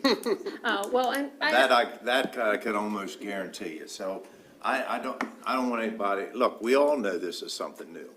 And I don't want anybody to be worried about making a mistake. If we make a mistake, we're gonna correct it. Maybe if we take it one step at a time to do the identification or run, and then take the next step when it's due, when it's time, when we can do it. But Can I make I just, suggestion? I just think that we can worry ourselves to death about making a mistake, and we probably will make one. But, We're human, aren't we? I mean, I agree, we probably will make mistakes and things will have to be changed, but I wouldn't want to implement something knowing that there are other pieces that haven't been ironed out yet, and we will be making, obviously, we don't want to ignore right, we need to. some of the things, we but need to once get we the think we've code. got it straight, we might be better off to go ahead and put it in place. Agreed. And then it'll highlight our mistakes, and we're, like John just said, we're human, and we'll make mistakes, but we're gonna be fair to everybody as possible, and we're gonna make the corrections as necessary. So I look forward to, I tell you what I would like to do, because we're not gonna get it settled today. Obviously, you all gotta have a meeting again, but I think it ought to be on the agenda every week and give us an update, because it is an important, something we wanna see done. And I think the towns and everybody else do as well. absolutely. I just have a question for Pat. Your current software that you're using upstairs is compatible with one of the vendors that has been identified, So you mean the collection, the as pay far as managers? collection? Yeah, I think that they all. I think all three. All three of them. They have, some of them work more seamlessly with them than others. In some cases, it involves another gyration, but all of them could work with our current, All three of them? yes. Okay, and Tom, a question for you with legislation that's going to be required. Other than switching it from quarterly to 30 days, is there a whole lot more to?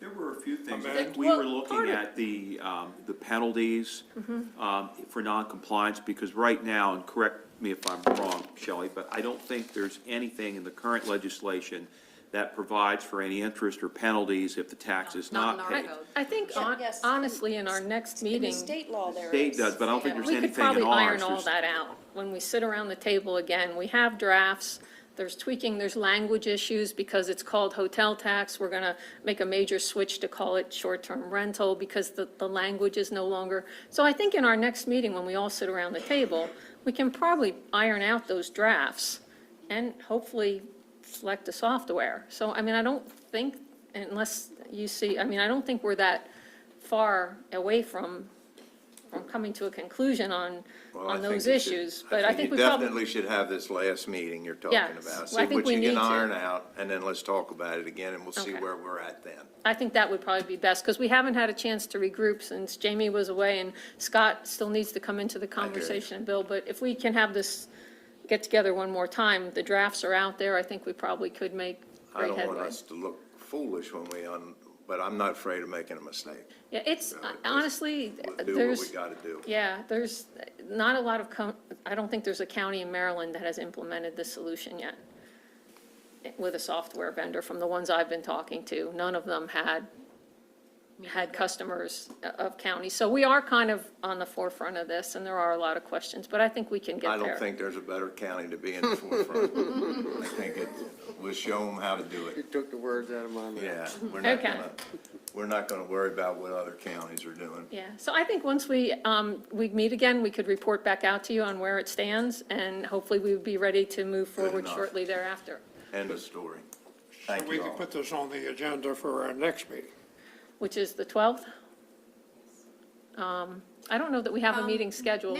Next week is, of course, Mako and the Pamunkey trip, so I think next weekend's out, and then you're out the week after, am I, Funky trip. am I correct that you're out the week Weekend, after Mako? I think think it's the week, The week after. The week after.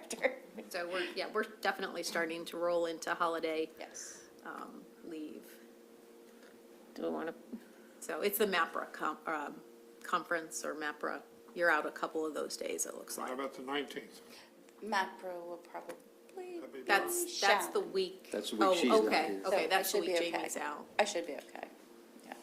I mean, and if not, Rose has been involved in this since the beginning. She can certainly fill in for me as well. Well, I think it's pretty evident that we don't like kicking the can all the time.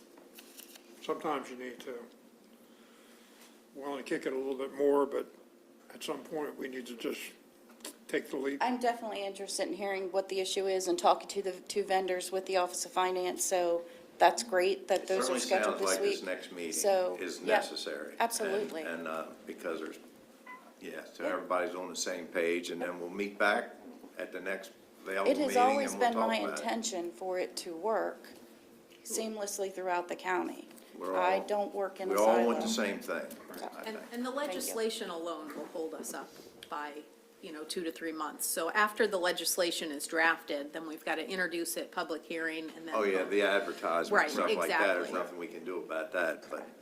But that And won't and stop Bill, us if from you moving forward. get any information they or almost any have to move forward in suggestions concert. about your piece of it, I thought we just talked about we'd love to hear 'em. doing it in pieces. Well, whether we layer the different capabilities of the software on top of each other, we have to move forward with talking to the vendors in concert with drafting the legislation, in concert with the MOUs. We have to. Those pieces all have to be rolled out at the same time. Now, how many different modules we take on, So now we're going to kick it down the road for another 3 months. we have to. Otherwise, we can't collect in accordance with our Yeah, but we code. can collect for the ones that want to We voluntarily. can right now. We are. We are. Yeah, but we can do a better job of it. yeah, and we have to select the software. The software will be a huge help. In the corresponding, but it's so, I think that we would be at the point that we could select the software once we meet again. I think we can iron out, if the goal is to move forward with a software selection, I think we can get to that point. So when will it be on the agenda again? Because I got confused about people. I'm confused too. 19th? 19th of December. 19th of December? Right. We'll talk about it then? Okay. Okay. All right. I have a question for Jamie. Yes, sir. Actually, it reverts back to the students that were here. Yes, sir. Some young man had a profound question. He had two questions. We only answered one. The second one was, whatever happened to Walmart? Yeah. I was here 23 years ago when that subject came up. And if that group is still around, I can give them all the information that they need.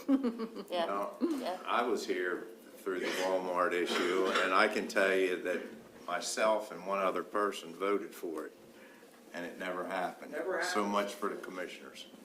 But me and Mr. Hawkins voted to allow Walmart into Kent County. Yeah. It was actually- Larry Beck voted for a smaller size store, which everybody knew they weren't gonna build. I remember that very There was well. the infamous letter from Wayne. I remember that vote very well. But wasn't it in town limits? Huh? Didn't it ultimately rest with the town? Wasn't it in town limits? They're the ones fought it, but I don't think it was in town Yeah, at limits. that time it was. No, to it was in the Walmart. It was county. Before that property was But annexed. when you Okay, talk about the okay. commissioners, 2 commissioners voted to allow that to go forward. That's a How great, I couldn't sit here today and tell you why it didn't come. it's a great question. I know they Ryan. had, one of the issues, that big deal over traffic studies and all that kind of stuff, Yeah. the usual stuff that you hear I'm about. surprised at the question because it was a subject 23 years I would ago. imagine that this Oh, young really? man, Younger than yeah, I that, would yeah. have, Well, it is funny, but we are going to respond to, because we didn't get to fully address some of the things they asked, like they did ask about the quilt. So I want to send them informations about that. We'll also address that a little Okay. bit as well. I would imagine that that was a different Walmart question. Probably. He had heard some scuttlebutt, I would assume, because I had heard some scuttlebutt about another Walmart here recently. Recently. Right. Are you talking about the one on the Queen Anne side, maybe, So Commissioner Nicholson? there was another, another. Yeah. So if I had to guess, because he wasn't born when that other one was. But, That's just a speculation, just speculation. but you know, people talk and, you know, you hear those stories over and over again. Like, I think Paul's 150 years old from some of the stuff that he tells me, and I'm like, you weren't even born, how do you know? So, but it's just, you know, people pass down those stories, so maybe, I don't know. So, interesting. If I had to guess, they took their business somewhere else because there were too many hoops to jump through. I think it was. But when you talk about the commissioners, I mean, I do know that they won that vote, because I was one and Mr. Hawkins was the other one. But they didn't come. All right. Mr. Mike Moles, Director of Public Works, here for Water and Wastewater Division, Wharton Water and Sewer Extension Design. And we can almost cut to the chase with this, Mike. Yes, I know that yes. this was scheduled for us to be talking about it, but as you know, and you've heard, that we're looking at the possibility of changing diverting that money to another project if they allow us to. Right. So I guess what we're saying is we're just gonna put this on hold Yeah, for at the- least not forever, but until we get an answer back from. Right, from the last meeting, we went ahead to prepare this based on if it did go, wanting to go forward with it. The one concern we have in terms of trying to move on this, if we are going to move on it, is the MOU with economic development is to the end of 2024. And unlike Millington, which is just a design, this is design and construction. So it would be our best advantage to get both those items under contract as soon as we can. So that's where we're at, but I understand, I was hoping we'd have a decision, but if not. Well, I honestly think we will. I think the argument has been put together by a group of people working on our behalf. And I think once they present it, I would hope in a couple of weeks we could know what we're doing. Or at least get a sign that, yeah, we're thinking about letting this go or not. So that's about all I can tell you. Yeah, so you're aware the clock is ticking on I this hear, and grant. I appreciate you bringing that up. Yep, and you have the background as far as what we'll be recommending when we do move forward.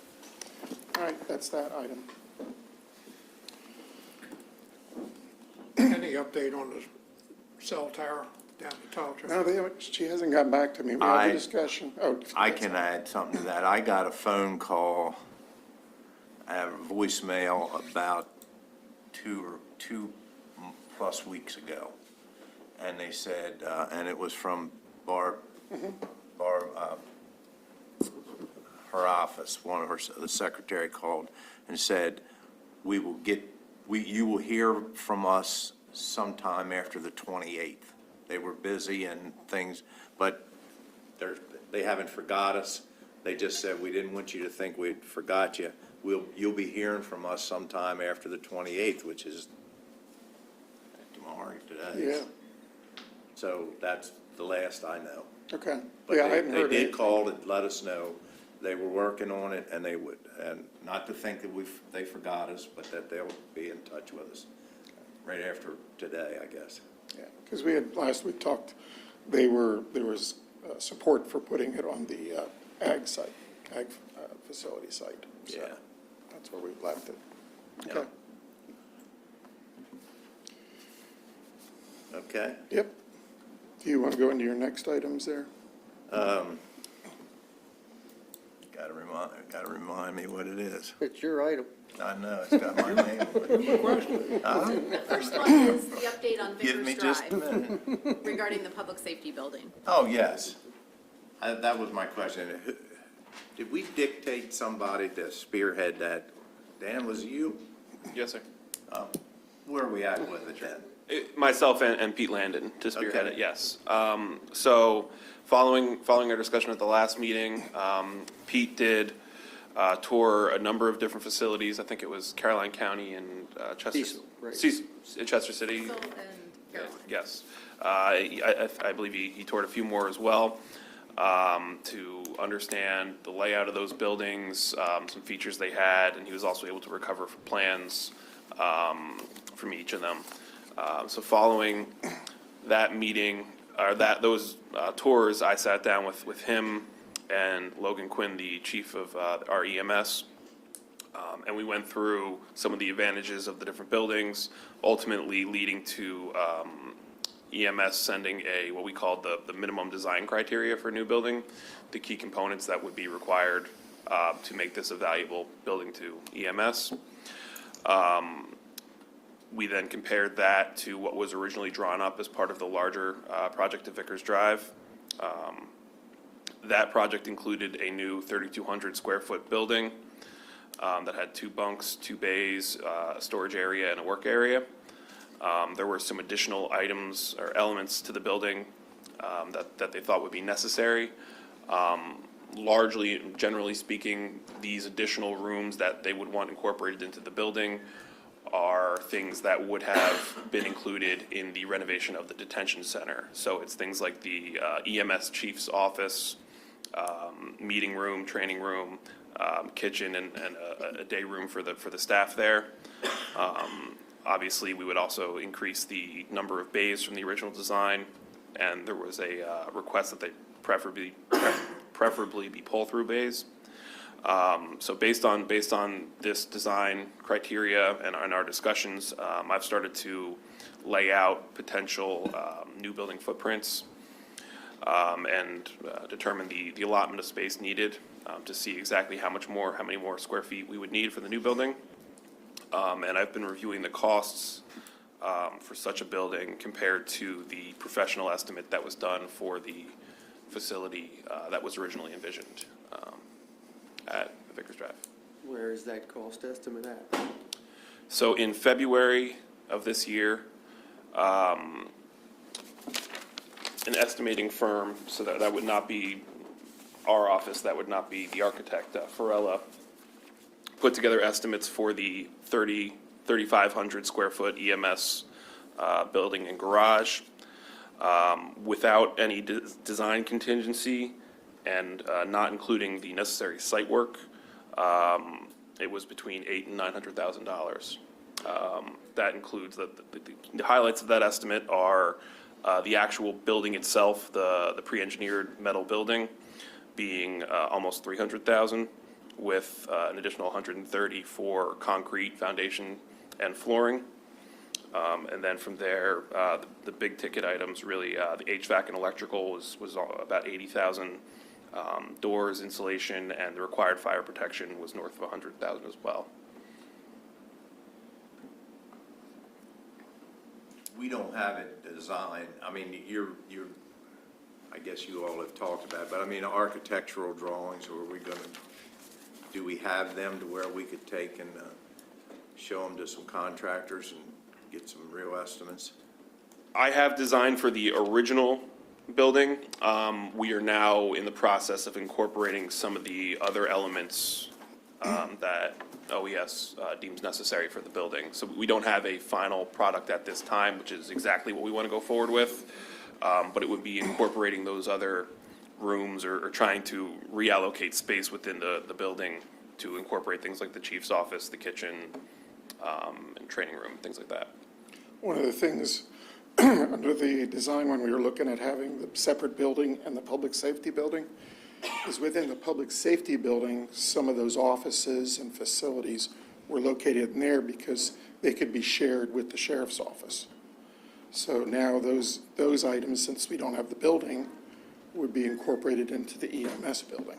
So it's growing, it would grow in size from that 3,200 square feet. So that's one of the differences that we've got. As far as creating architectural drawings, we would have to get a contract together to do that, and you don't have any money in your budget at this point. So we would need to find money to do that. One thing that would help us offset the cost of this entire, I mean, I don't know that we have discussed it, but I'm assuming we're gonna liquidate the Lynch property. I mean, there's no sense in the county holding on to that piece of property, right? I would assume. I mean, that would be a one-time offset. I don't know how valuable that piece of property is. I could see maybe a statue of somebody who was very prominent that came from Lynch or something like that, but. What do you need, what do You you volunteering need, yourself? what do you need from us to move to the next step? Where are we in this process of what we're, I mean, obviously you've got an idea, or somebody's drawing out some ideas of where we're gonna, what this thing's gonna envision, but, what do you need from us? Well, first of all, I mean, there's been discussions we've had about the size of the building, what's going to be in there and everything. What Dan and I talked about was to create some kind of a sketch of what that size, square footage that we're looking at. So it's common, it's what was done when we did the feasibility studies. You're looking at square footage, you're not looking at what it's made of and all those kind of things, but spatial needs. And the first thing we want to get across to you is the 3,200 square feet that was in this study is going to get it from our indications talking to Pete, and the need to incorporate some of those offices into that building if you want to get this EMS squared away, is it's going to get larger. So if we're in agreement with that, we can lay that out. Then once we have a decision on what we want to do in terms of that, then we can go back to the architect and get them to give us a proposal for doing a design for that. But I don't want to get that squared away until we're all on the same page as what you want this to look I'm like. assuming that we're bound by law to build it to commercial standards. Are there I'm assuming there'd probably be some state standards as well, because this is an EMS facility, or is that? Well, that would be interesting considering what Lynch looks like. But if there are any, if we're going to do the project. Point taken, Evidently, we can get away with all those things. Okay. I wasn't intimidated by that.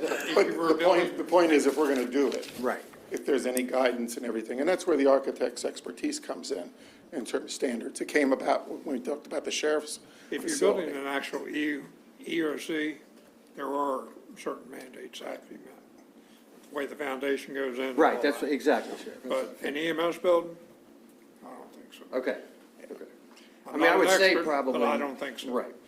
And as far as design fees, that's what we're trying to, we might have to do a site plan, but the actual design of a pole building,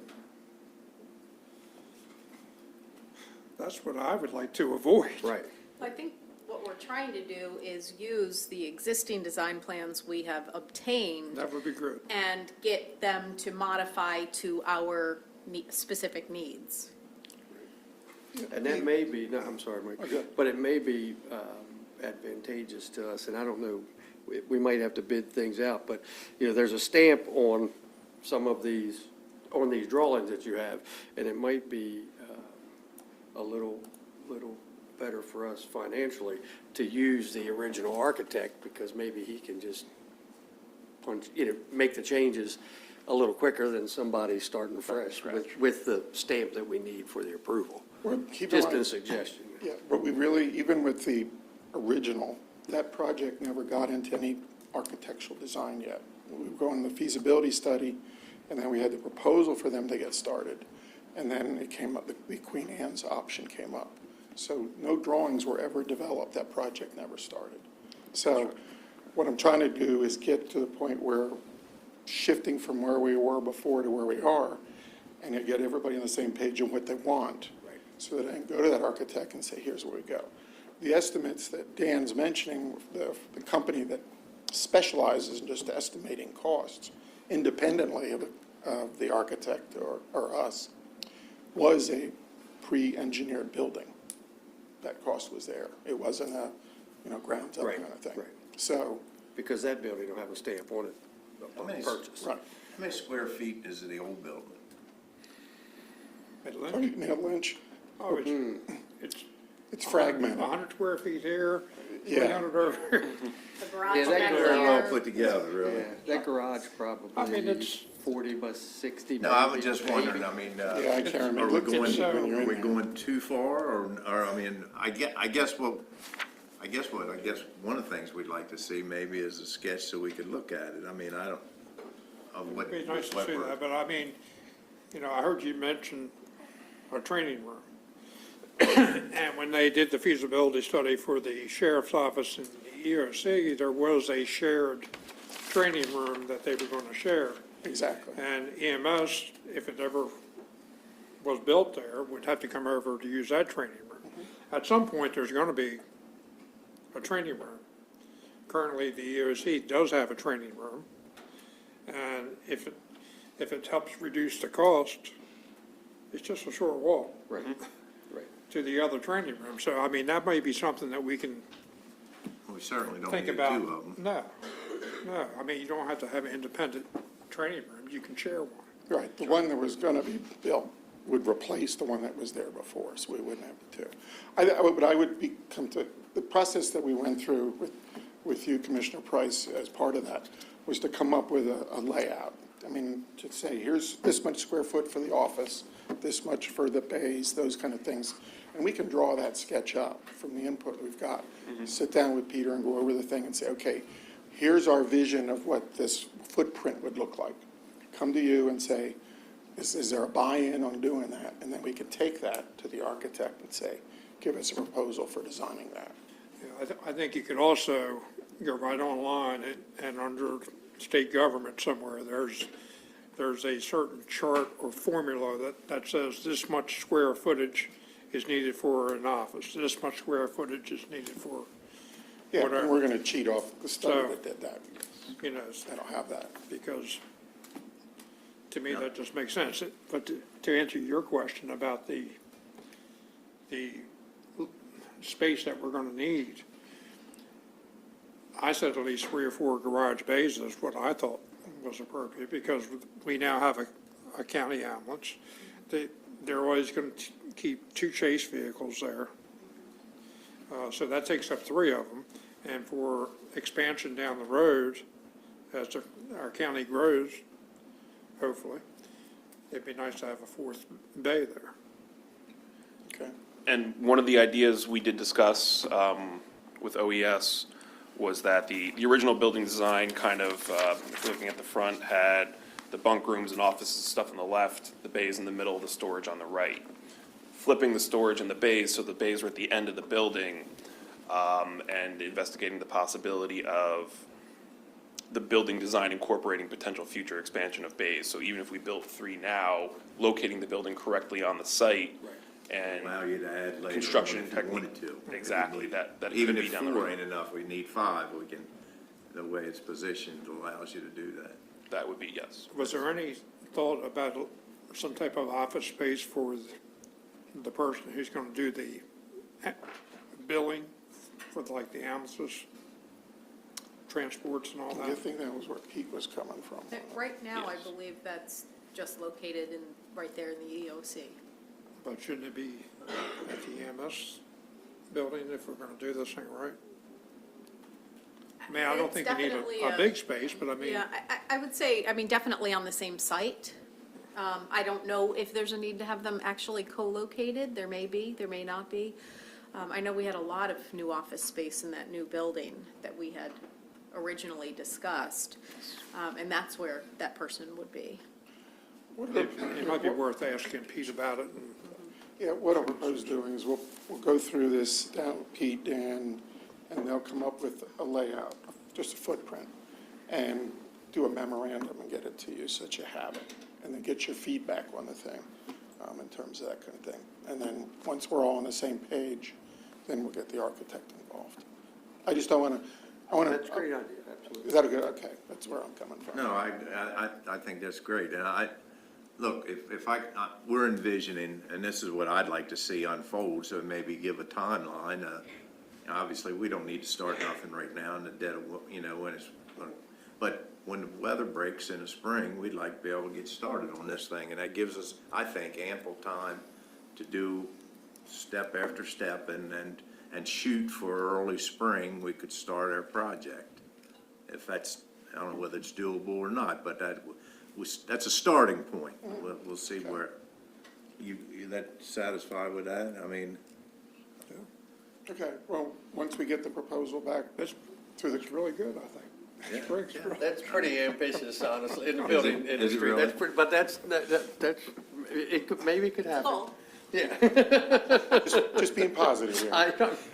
But what we'll do, once we get that footprint, get the architect, we'll have to come back for a proposal, approval, and funding for that design.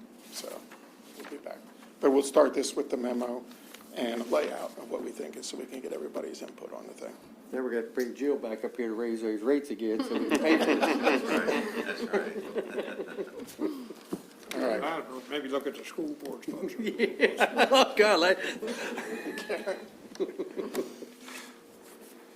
I understand the Lynch is pretty much fixed up now a little bit. Construction is in progress. They completed one of the 2 bunk rooms. They should be finishing the second one this week. And the garage door has been ordered for replacement. Good. So they're making good progress on it.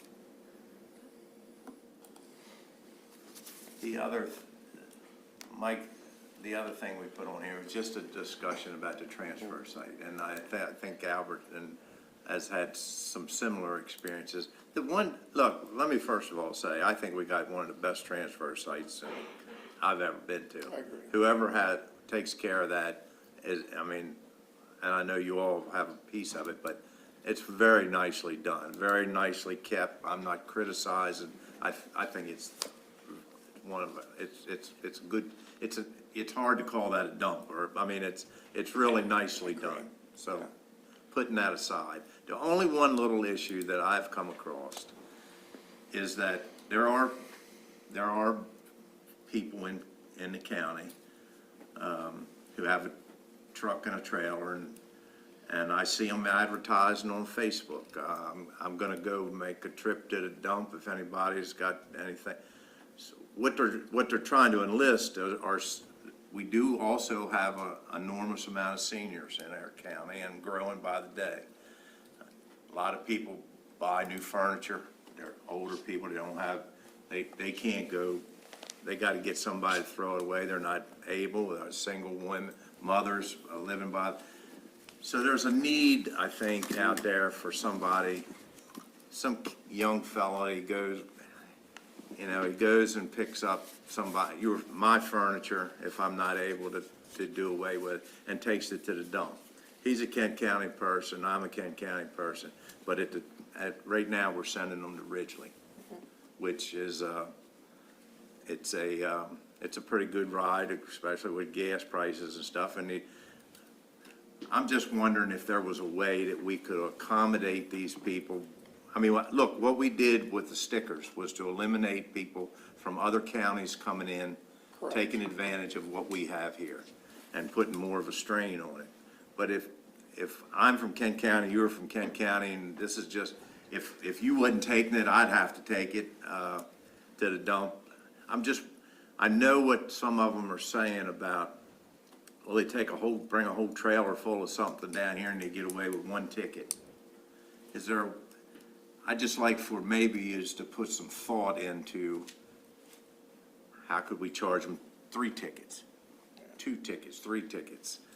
I hate to see them have to go to Ridgely because it is a ways, gas prices and stuff, but I also think there's a need that I've seen from senior citizens who are not able to take sofas out of their house, and they call on these younger fellows to do it.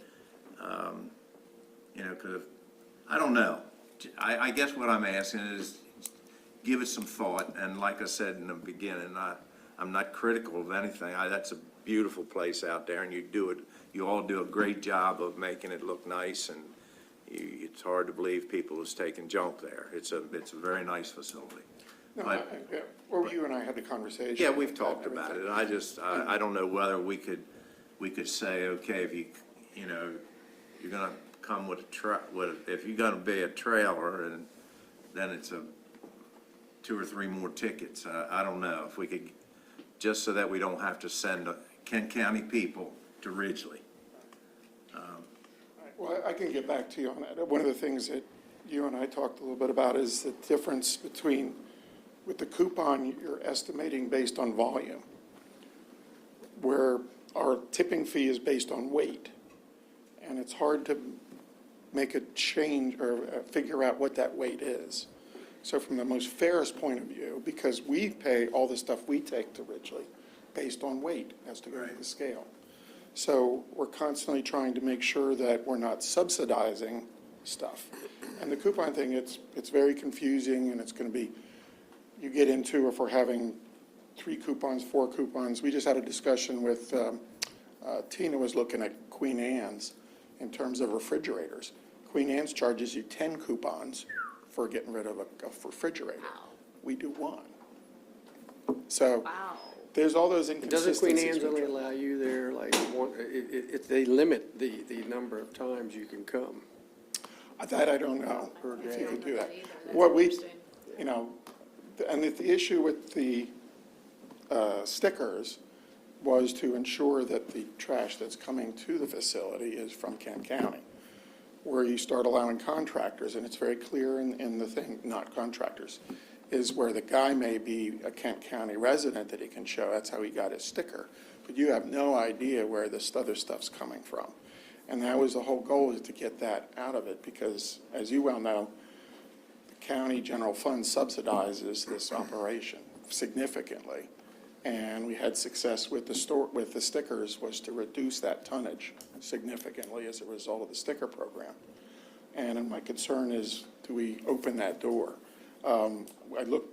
Tina looked online for me and everything. There's probably 22 potential contractors that could come into the facility to take advantage of that if we get that. So I like to look at the idea from a weight standpoint. I know Ridgely, okay, it's 30 miles away. I looked at that 23, myself. if you didn't count me. Okay, well, depending where you go. But there's a reason Kent benefits, because the landfill at this time is in Caroline County, is that so we don't have a landfill in Kent County. That's the answer I give to people, that you have to go there, so we don't have that landfill here. So I'll put together something and I'll get back to you, but there's my point of view coming from the public works side. Yeah, I'm not, I don't have a problem. When we bought those stickers, and I've certainly understood the fact that we were getting stuff from other counties brought into Kent County, and I'm very supportive of that. But I don't like, but then we're turning around and sending our people down to Ridgely. I'd like to be able to take care of them locally somehow if we could. Maybe we can't, but we'll wait and hear what you got to say. I'll put some together, the pros and cons, look at that whole cost kind of thing a little bit for you. Okay. All right? Has there ever been any thought about having our little blue sticker that we currently have now, just for a local resident, a taxpaying resident that actually lives here? And having another type of sticker that would have a more substantial cost for folks that are doing landscaping and bringing the debris to the landfill. In other words, you're running a business. Right. And they're coming in with their little blue sticker, and The trick is, are you trying to limit it to just Kent County contractors?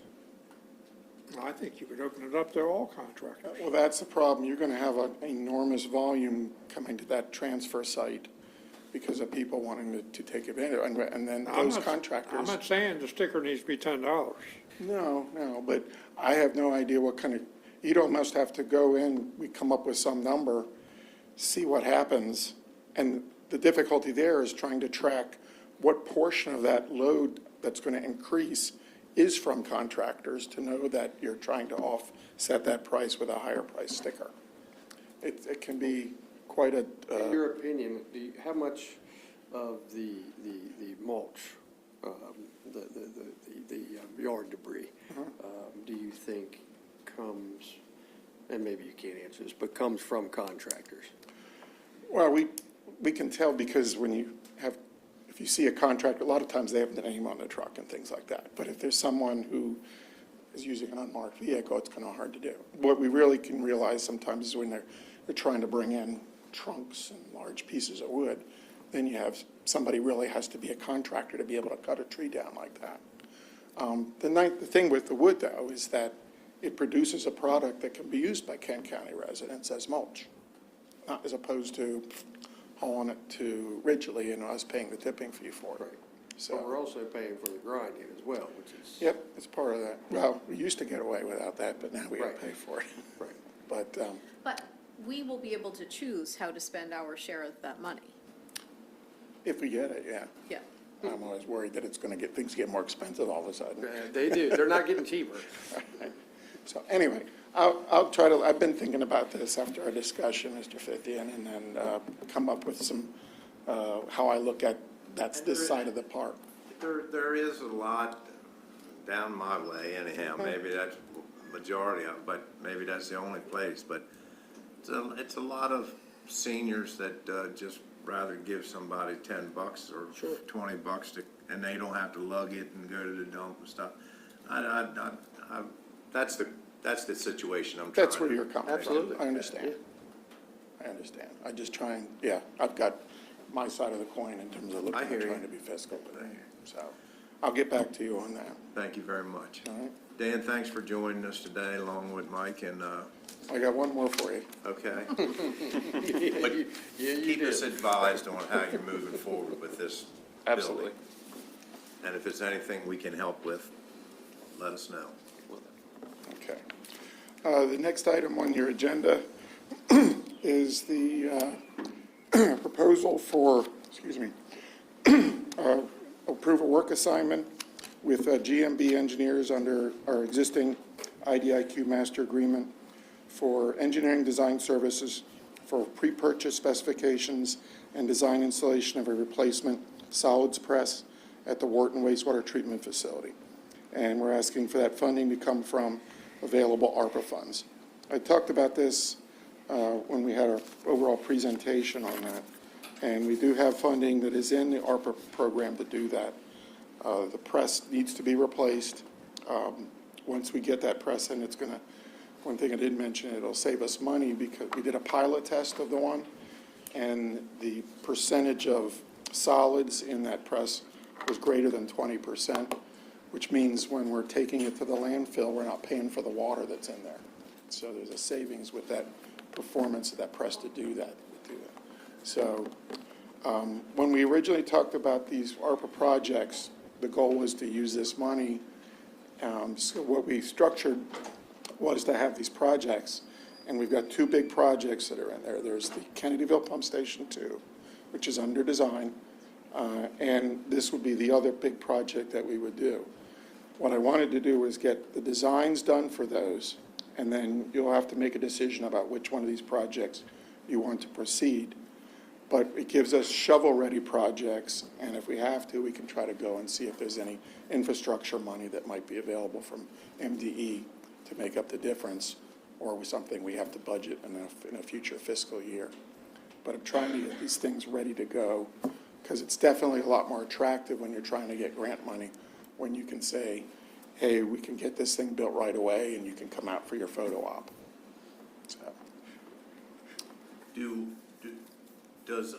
I know that some of the larger wastewater the sewer facilities, sewage treatment facilities, they have dry, like the one Rock Hall that I used to be involved in, has drying beds, and this is what you use when you don't have those drying beds? Correct. Tolchester has the drying beds. What's that? Tolchester wastewater plant has drying beds. Tolchester has a drying. My question was, how many of our plants don't have drying beds, I guess? Well, Tolchester's the only one that does. Wharton and Kennedyville are the two that don't.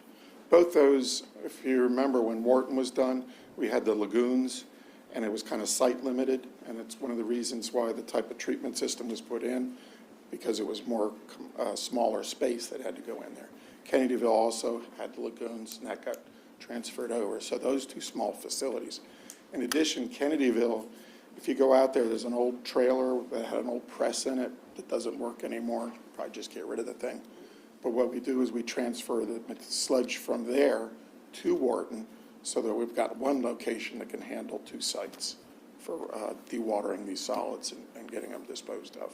And how often do you use the press? It would be used pretty consistently. And if you remember when we were talking about this last time, with this press, we can put in, and it can have we can have it operate without the operator there during certain times, so it can run overnight. It's very important to keep the balance in the treatment tanks of the amount of solids in there with the water, because basically that's the food, and you have the bacteria, which is eating that, and you don't want to upset that balance in there. So you've got to be able to continually waste that. And what we do is we waste it to the aerobic digester, which is another tank. And then that fills up, and you need a lot of room in there. So you shut off the air, and then the solids will settle down, and you can take off the water and keep it at capacity. But when that fills up, you've got no room to get that out of there and try to get some of that water off, and that's where the press has to come in. We need that to dispose of, because going to the landfill is the only place we can go with that sludge. We can't do farmland application or anything like that. It's got to go to our landfill. What is frequently? Frequently? Yeah. They would probably run that thing, I would say, 3 or 4 times a week. Do like runs, do that because there's polymers that have to be added and everything like that. But the nice thing, what we can do is we can set that and run it, and let it run, leave it for a shift or something like that overnight. So you said we had an experimental unit out there? It was a pilot. When we were doing the dewatering for the lagoon there, that project. Gotcha. We had invited a company in to come down to run it to see what kind of results we could get. To be able to justify, we want to make sure we put this in and it's going to work right. And that ran real good. We had a pilot test, and that's what I referenced in the Novus agenda. If the pilot test worked well, Yeah. why do we have to spend $65,000 for planning, for the design? Well, because you've got the pump that goes to the press, you've got the press itself, you've got the polymer system that goes to provide the chemicals that get that water out of the press. Then you've got the loading of it, and then demolition, what's in there, and take all that out. I kind of understand it in Right. layman's terms, but it's still I still can't believe that there's not another unit or another facility in this entire country that isn't so similar to ours, we can't say, that's the unit we need, let's bring it over here. $65,000 just seems like a lot of money to me The problem you get with wastewater equipment is it has to be sized, particularly for the type, because you've got all different sizes, you've got all different types of sludges. Not all sludges are the same. And it's not like you buying Ford F-150s. They don't make a lot of them, so there's a high cost on each one of those that is made. They're literally almost handmade as these things I go. can sort of agree with you. When down Rockall, they got 8 pumping stations. Neither pump in one of those pumping stations will work in the others. Every one they're all different in their size for the volume of Size, stuff that horsepower. they're handling. It's just, it's crazy, but it isn't like you can take a pump and put it up on a shelf in case you need it, because there's 8 of them, and they're all different size. So it's And these are stainless steel. it makes it just hard to deal with. And then it'll take you 3 or 4 months when you order one to get one. Well, that's the logic we're using to go and get the press. We'd have to put it out for proposals, because there's a couple different manufacturers, and do that. And then when we get it, we purchase it. Then you don't have the contractor doing the installation marking that up, because we're talking about almost a $400,000 piece of equipment. So we buy it, contractors just installing it. We'll be able to attract smaller contractors because they don't have to pony up that kind of money if they were buying it themselves to be able to do the installations, which hopefully that'll save us money on that. What does that do to the warranty? In other words, if you call me and say, Albert, I want you to put in windows that I bought, I'll put the windows in, but I'm not going to guarantee the windows because they're not my windows. What does that do to our warranty? Typically, a lot of warranties, what they'll try to do is they want to, when it goes on the site. And we can write in the specifications to extend the warranty. The reality, though, is that this piece of equipment's going to take a while to get here. Before it gets here, the warranty stays in place no matter what, because we haven't taken possession of it. But in that time, then, we can be going through and getting the contractor that's going to do the demolition and the installation on board, rather than the alternative is we just do the whole design, then we design it, we get a contractor, and then we wait I just want 6 to make sure months. that we have a contractor that, and he's not going to warranty the equipment because it's not his. He will warranty the installation. But, Yeah.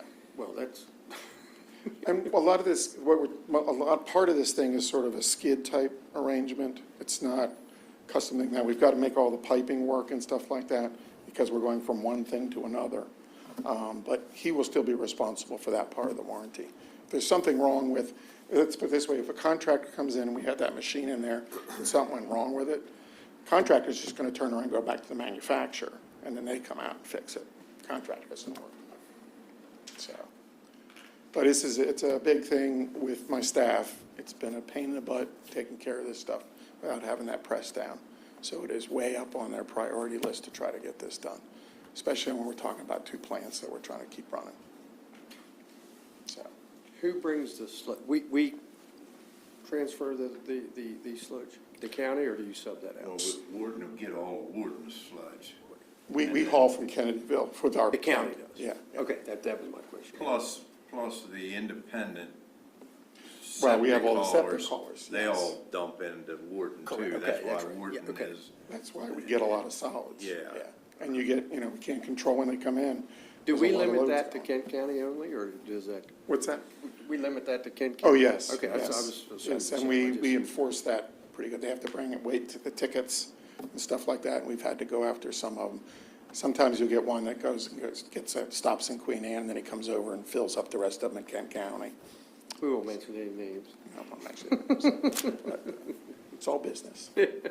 So anyway, that's what we're asking for, is approval on that. It's, GMB, as I say, the engineer gave us a proposal. I looked at the man-hours. Their rates are already established under the master agreement. They've done a great job with the clarificator job and the Tolchester screen. They're very attentive. I'm very confident in their abilities to do this, to move this on. all right. I'll entertain a motion. I have a couple of questions. Okay. Imagine that, right? So That's what you're here for. the Wharton facility has had a press before, There's a press in there that's broken, yes, and it obviously has failed, yes. and we've been using a pilot. No, the pilot was only there to prove that this other type of screen system that we're looking at will work. What we're doing right now is we're buying these silk bags, putting them inside a roll-off container, pumping sludge into it, and then letting the thing bloat up, and then slowly the water leaks out of it. And it's messy because you're hooking up a hose and putting it under pressure to a bag. And I think we spend $10,000, I think, is budget just buying these bags. Plus, they're not really giving us a good reliable percentage of solids. Imagine, there's this big bloated bag with solids all in it to get a representative sample, because we have to pass a paint filter test in order to go to the landfill.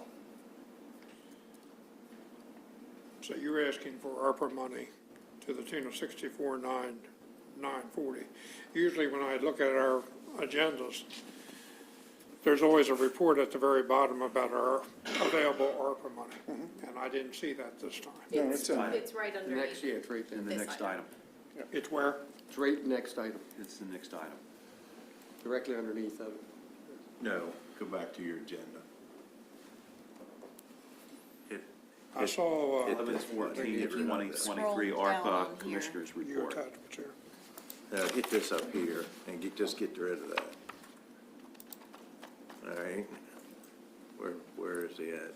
I No, saw go the down here. contingency. Yeah, if you scroll down here, you can get to the attachment. Just go down past Mike, there you go.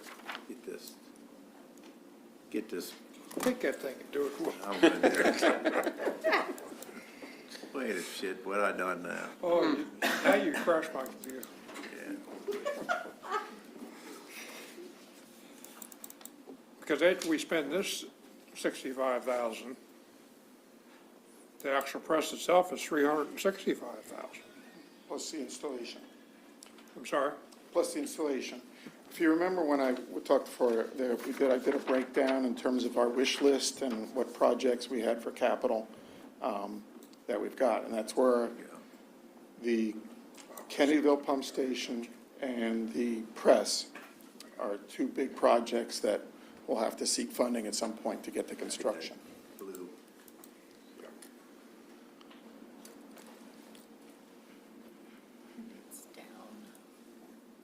Yeah, it's down at the bottom. Yeah, they're, Basically, we're looking at $655,060 remaining in the bottom of that amount proposed. And my number was, Back when we first got the ARPA funding, we had prioritized water and wastewater projects with that money. That is one of the allowable uses, especially because our general fund subsidizes the water and wastewater fund so heavily. So this was an opportunity to take that pressure off of the general fund. So right now we have the 655 Yeah. currently available. Now, that's before this approval or afterwards? That's before. So the total amount's gonna be somewhere around 460 or something? well, the proposal I'm looking at for now Well, yeah. is the design proposal. Right, but we're talking about total. What are we thinking? the This whole total? project will Whole project. cost, this and the press will Well, the cost. press replacement, right now, I have budgeted in mind $450,000. And what is installation? Well, that's no, that's including. Installation is included in the Just over 450? That's what I've had, yeah, Okay. Just over 500,000 with the design. right, And you got 655 there to pay for it with. right. We have until December 31st, 2024 to obligate the funding, and we have 2 years after that to actually finish spending it. That's correct.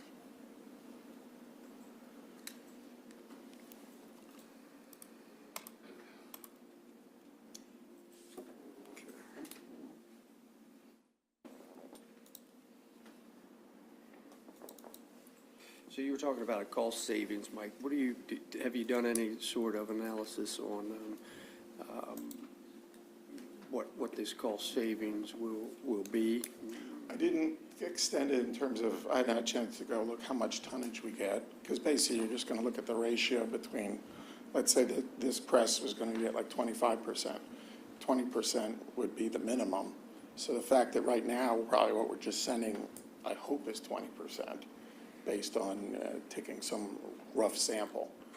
But that water volume with the amount of stuff we take over, and then you've got the, 6, 7. So essentially, we're paying for water now, Correct. and we won't be as well. That's exactly right. Right. We are paying the landfill for water. Right.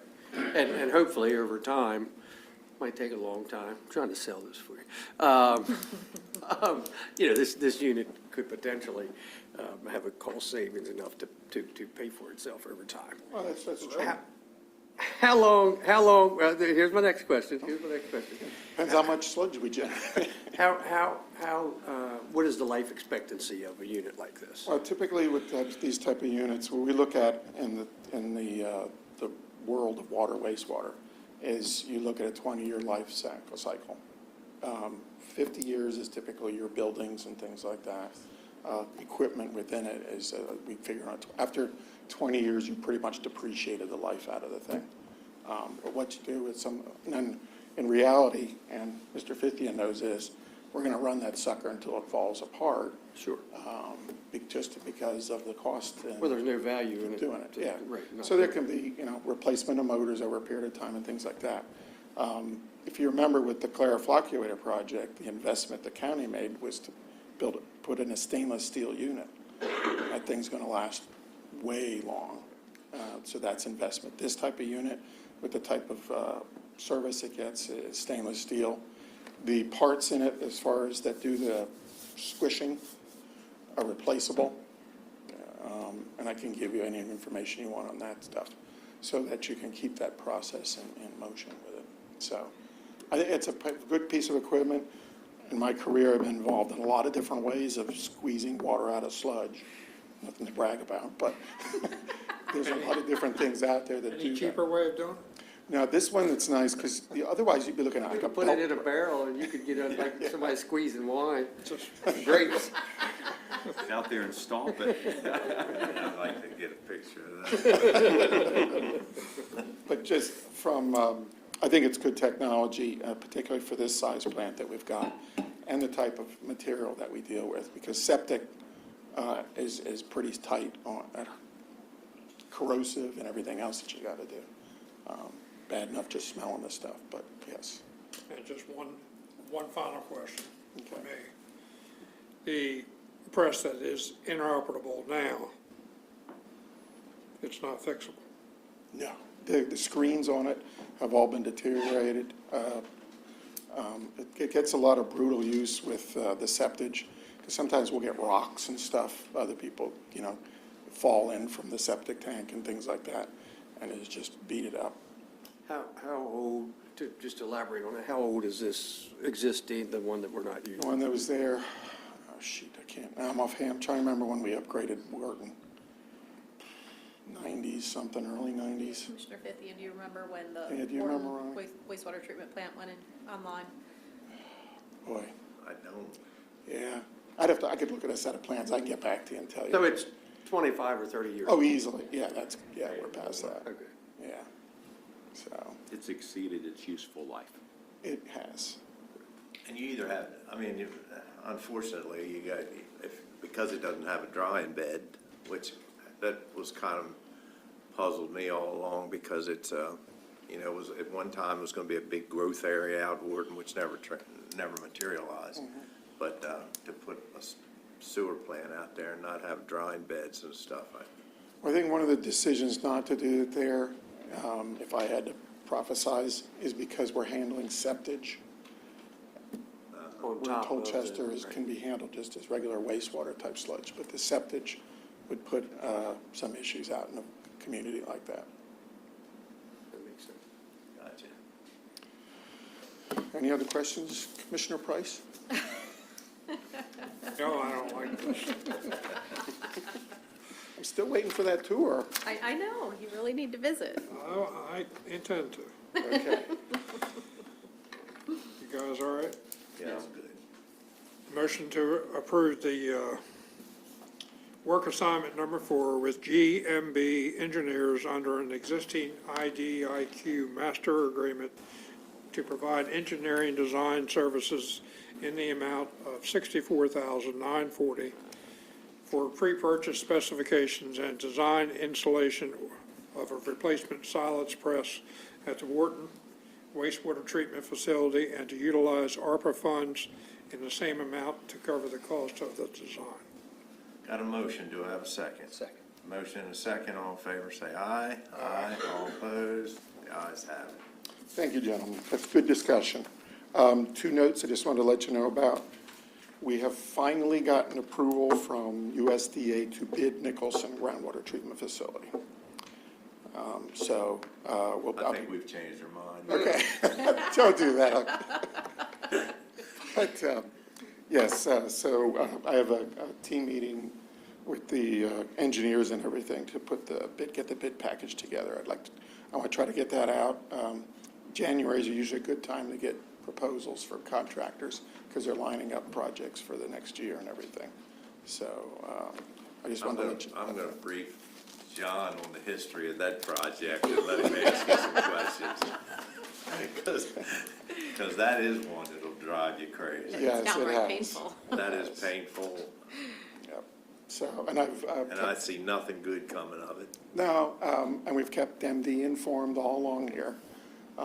So they haven't gotten mad at us and sent us a bill yet, but, We've got to take the iron out of the water. Well, there's iron every place, not just there in Nicholson, but if we pumped from a well right into the stream, we'd be exceeding the limits. I was going to say, I can tell you, having dealt with a lot of houses in Chesapeake Landing, it is probably the worst water Yeah. in the county. It can be fixed. Chesapeake Landing. Yeah, Yeah, but you it can can be treat it, you fixed. can treat it. But, it's right there for whatever reason, it seems to be, It's- as far as iron goes. for I'll sure. bet you it's a lot worse in Chesapeake Landing than it is at Nicholson.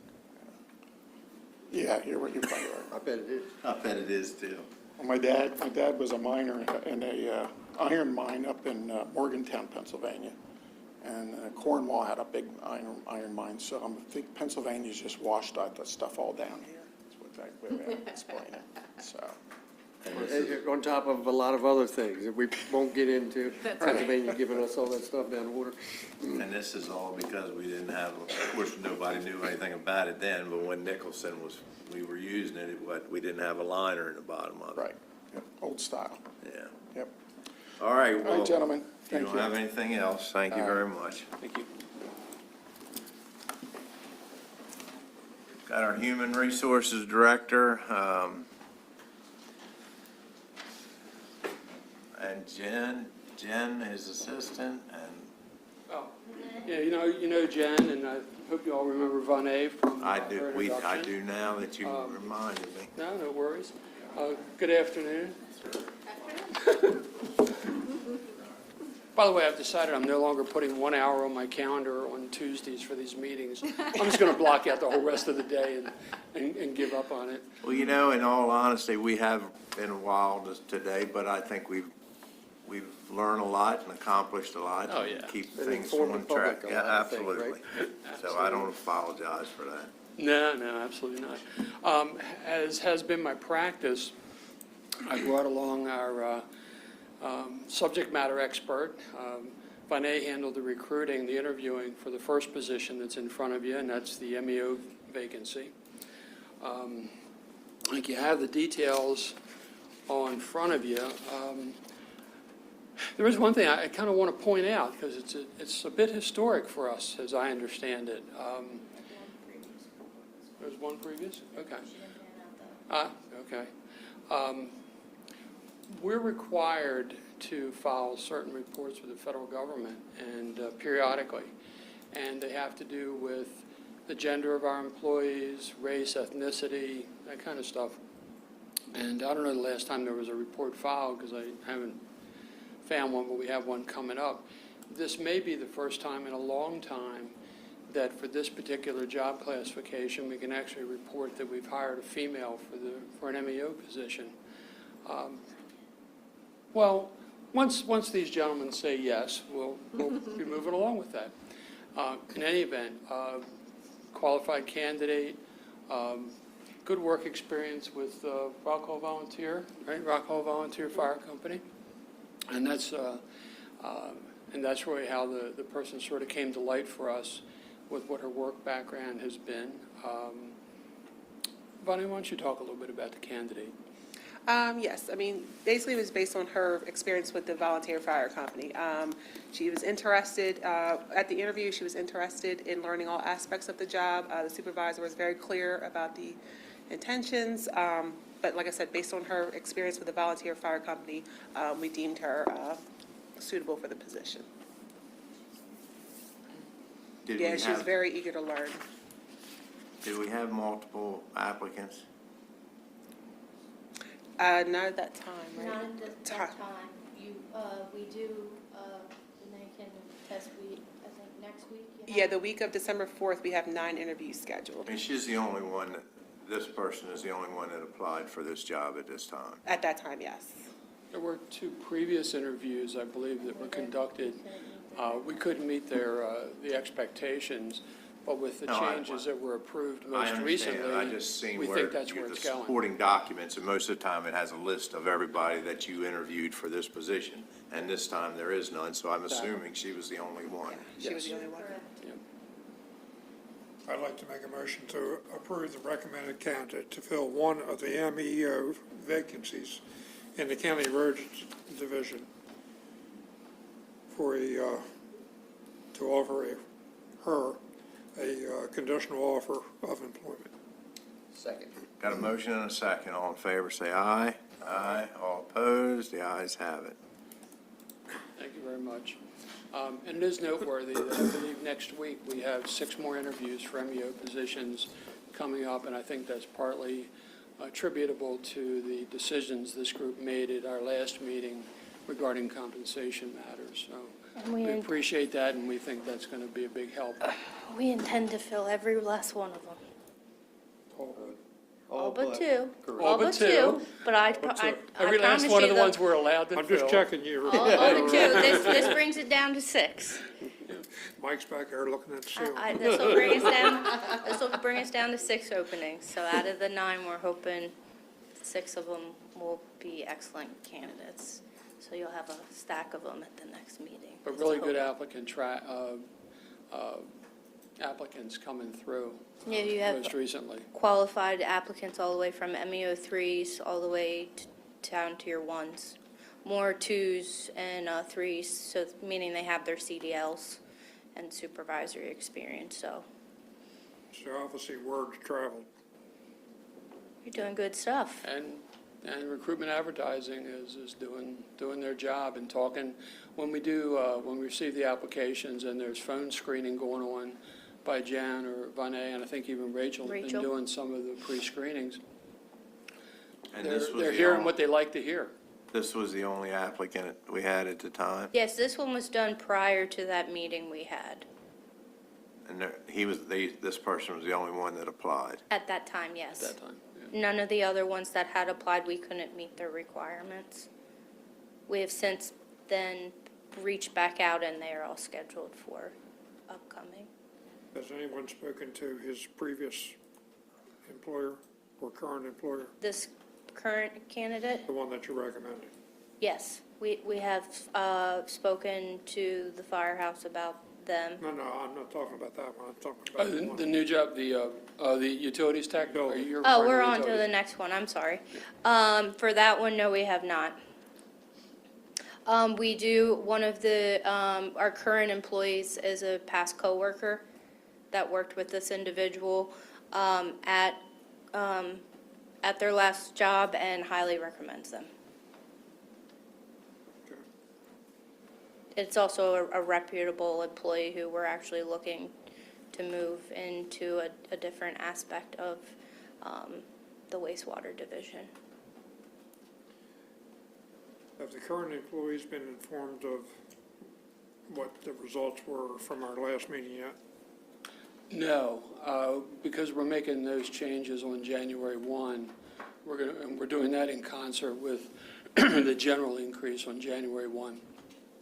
So we're going to publish all that information, actually very shortly. Pat and I had a conversation this morning about the process to do that and how we'll do the notifications. I'm sure they know that they're getting something, But, they just yeah. don't know what.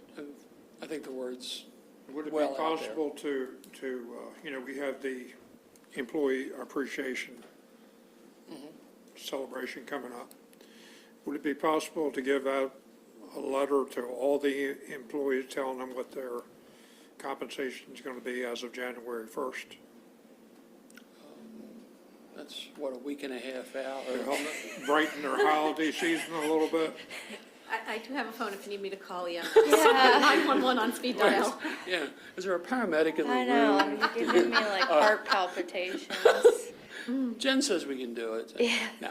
I just think it would be Well, nice. we can look at it. We know, we're going to process it as actually a spreadsheet, as a group submission to payroll finance instead of individual maintenance forms. So with having that, we may be able to then to translate that into individualized letters. Yeah, once we have the spreadsheet, we can do it that way. Yeah. It'll go much easier if And we that's do it what, that, that's yeah. what Pat and I were talking Yeah. about earlier today, about how to do the processing. It will look a little different, because some people are going to, be told, yes, you're getting the 2% that everybody knows about because it was approved during budget time. And other people, there's a group of a couple of dozen whose letters will say, in addition to this, you've been approved for X, and here's the total, and here's your final number. But it's a couple of dozen people, so I out of the 240-plus employees, I think we can make it happen. And any hesitation about doing it in an event like that, John, is that people are going to start opening the letters and reading them and walking around carrying them, and I'm going to look over Jen's shoulder and see, I would recommend. I got actually, 2% and Jen got 102%. That's What- right. what- That's roll- that's If we could roll it out prior to that meeting, I would recommend it happen during the workday and not at the meeting. No, I wasn't suggesting to do it that night. But get it Okay. quickly. But, you know, with the holiday fast approaching, it would be nice that folks know that they're going to be receiving this level of compensation. Okay. Agreed, yeah. It might just be a little brighter of a When's the next, holiday when's the next celebration. pay form? So we get, we get 12/14. So we get paid, what? We get Day paid- after tomorrow? We get paid Thursday, and the next one's 12/14. And if we're gonna do that, then we need, It don't have to be, I'm just thinking before Christmas. you just want them to be notified of what Be they're getting. notified. We could do that. We could do We it just that way. need to I do was the just thinking whether or not spreadsheet. we could include it in the payroll, the check disbursement on 12/14, Well, but same. that might be, That would be the same thing. They're all getting their checks at the same time. yeah, but, yeah. We'll work it out, but yeah, I think it's a great idea, and we certainly want the official notice out there, and, you know, I think unofficially, the word's started to spread, as you said, so. In terms of the utilities technician, good qualified candidate, I think, Chris, Chris was Chris involved in and this Ron also interviewed with myself. He has a lot of relevant experience, and we think he would be a very good fit. If he can get past Chris and Ron, he's their Yeah. guy. there you go. Well, I haven't heard that. I'd like to make a motion that we approve to hire the recommended candidate to fill the utilities technician vacancy at an annual salary of, no, I'm sorry. I'll just make a motion to approve the recommended candidate for a conditional employment. Gave me heart palpitations again. I was just testing you, see if you were going to I'll stop me. second that. You know, Got a motion and a second. All in favor, say aye. Aye. Aye. All opposed, the ayes have it. you Thank know, you. Commissioner Price, after this, you don't have to see her the rest of the day. I do. Would you not like, you know, seriously now? I've had coffee. I'm fine I now. was waiting for her to stand up and holler, stop, but she didn't. She promises she won't do that too often. Thank you. Thank you very much. Thank you. Thank you, sir. All right, Shelley? Okay, I have two items for action this afternoon. The first of which is a requested letter of support for a living shoreline for Menary's Dream Alliance. They plan on applying for grants to help pay for the living shoreline, and they've asked for a letter of support, a letter of county support to show that we approve of this. And of course, we always approve of living shorelines. This is the recommended method of stabilizing banks in Maryland. It's essentially the only way that they'll let you Critical do it area, now. Correct, speaking of yeah. critical area earlier, they really like living shorelines. You need a motion. It would be good to have. I'll make a motion that we sign the letter as requested. Second. Motion and a second. All in favor, say aye. Aye. All opposed, the ayes have it. Second item is the 2024 meeting calendar. So what we would like to propose is a calendar very similar to 2023.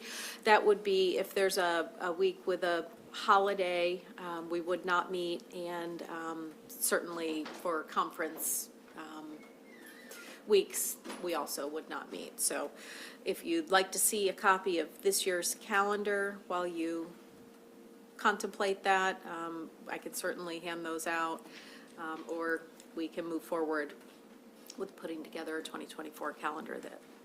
I'd like to make a motion to accept the 2024 meeting calendar as put forward. Second. Motion and a second. All in favor, say aye. Aye. Aye. All opposed, the ayes have it. Okay, and then finally, I just have a letter that I would like to mention from the Maryland Department of Transportation, MDOT, and the Maryland Transit Administration, MTA.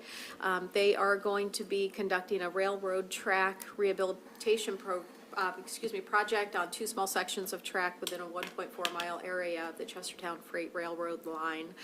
This is in the Wharton area, and what they are anticipating for the start of construction is late November. or early December, and completion by early 2024. So that's just FYI. Very good. Then we have a list of thank you letters. Correct.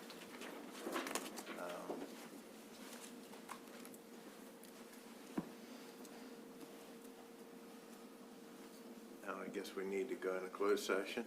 Unless there's Well, public first, comment. I know we'll get public comment. We didn't have anyone sign up. Huh? No one signed up. I'll just give everybody, anybody would like to speak, have public comment period. If anybody had anything on their mind, they'd like to talk to us about, help yourself, feel free. If not, we've got a couple closed sessions here to take care of. I'll make a motion to go into closed session under the annotated Code of Maryland General Provisions, Article 3-305B, 1, to discuss appointment, employment, assignment, promotion, discipline, demotion, compensation, removal, resignation, or performance evaluation of appointees, employees, or officials over whom this body has jurisdiction, or any other personnel matter that affects one or more specific individuals, to consult with counsel to obtain legal advice, or to consult with staff, consultants, or other individuals about pending or potential litigation. Got a motion and a second. All in favor, say aye. Aye. Aye.